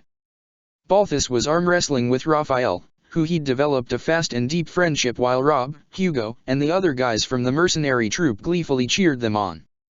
Constance was talking to Linhard, gesticulating wildly as she tried to explain a concept to him. Unusually for him, he was giving her the whole of his attention even though he'd complained about being tired through most of the afternoon. Happy was listening too, occasionally chiming in. Next to her, Dorothea was swirling the wine in her goblet and looking very distant. Bernadetta was eagerly offering Yuri a bowlful of treats, which Felix seemed somewhat bothered by despite his attempts to hide it, much to Glenn's amusement. Atra was listening attentively to Mercedes, who was holding the black-haired girl's hands together in prayer as she taught the young Agartha and the words of the Suthi's faith. Didya was watching this happen with an expression that was both pleased and deeply admiring. He turned and talked to Dmitri and Ingrid. The young king looked a little distracted, but he was engaging with his best friends with consistency and visible warmth, which Byleth was glad to see. This peace won't last, she noted with a twinge of sadness. It's just a respite. You're in a low mood, Byleth, Suthies noted with a small frown. Does none of this give you any comfort? I'm glad they're finding some happiness in the quiet, Byleth noted. But I'm afraid of what happens next. The siege of the monastery showed me what's in store for us in the future. I'm afraid of what war might do to them. She rubbed her forehead with one hand. I'm trying not to dwell on it, I really am, but my thoughts keep circling back to it. Suthies hummed in understanding, her phantom arms winding around her friend's shoulders. There wasn't much more to be said, after all. Byleth closed her eyes and leaned back in her chair a bit, saying no more and simply soaking in the comfort provided by her ghostly divine companion. The meal ended not long afterwards. Byleth quietly stood and excused herself, rather hoping that she wasn't required for anything else this evening. She felt several of her friends watching her in concern as she slipped out of the dining hall. She made her way through the winding hallways toward the officers' bedrooms. Her friends and the other nobles were being put up here while the others were in the soldiers' barracks on the main floor. Climbing the stairwell, she could hear through the arrow slits that it had finally begun to storm. Rain lashed the stone walls, lightning crashed and thunder rolled with enough force to shake the whole world. Not a great omen. Her room was easily found, and thankfully modestly appointed. She'd never had much use for opulence other than what provided decent comfort. She undid the elegant knot her hair had been tied up in. She'd tried to emulate Ria's look as best she could in her absence, but she'd found it uncomfortable and distracting. Hopefully she could get away with just tying her now long hair in a low ponytail by saying that anything more would be impractical for battle. Placing the sword of the Creator against the foot of her bed, Byleth winced and rolled her shoulder a few times. Ugh, she muttered, wincing at pinch she felt there. I've been riding for too long. Untying the ropes of her coat, she slid it off and draped it over the clothes chest next to the bed. Running her fingers through her hair, which she had used to keep short but had let grow long after the death of her father, and when she'd recovered, she'd never really remembered to cut it. Looking in the mirror now, she sort of liked the look. Walking over to the window, she set alight one of the unlit torches and closed the curtains against the roaring weather outside. Then there was a light knock on her front door. What is it now? She wondered in resignation. Yes. She called. Is this a bad time, Teach? A welcome but unexpected voice asked her lightly. She turned around in surprise. No, she blurted without thinking. Moments later, the door opened halfway and Claude, then a slightly wary-looking Dimitri, slipped into her room. Byleth felt herself smile a bit as the brunette crossed the room and kissed her cheek. Then, without warning, he placed his hands on her shoulders and squeezed gently. She squeaked, twisting to glare at him. Amused green eyes gazed back at him. Thought you were tense, Lethe, he said in a low, teasing voice.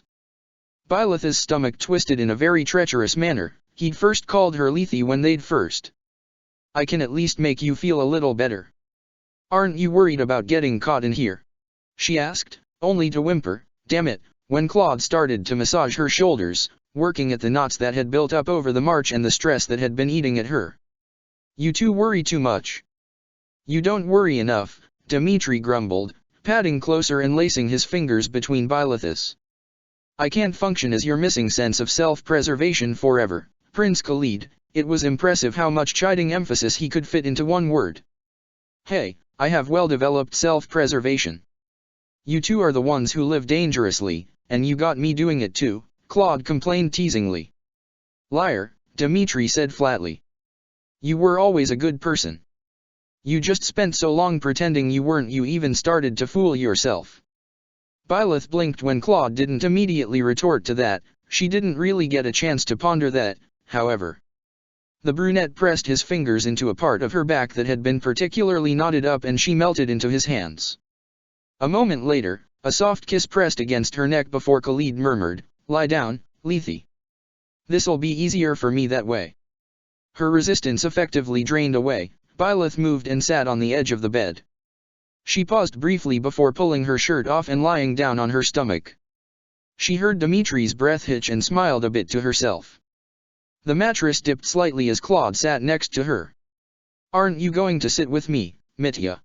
He asked in a low, teasing voice that he knew had a certain effect on the blonde. Moments later, his hands pressed against her back. "You're a devil." The mattress dipped a bit further as Dmitri joined them. Byleth sighed happily as Claude's clever fingers worked at her back. Already she was starting to feel a little better. "You love it."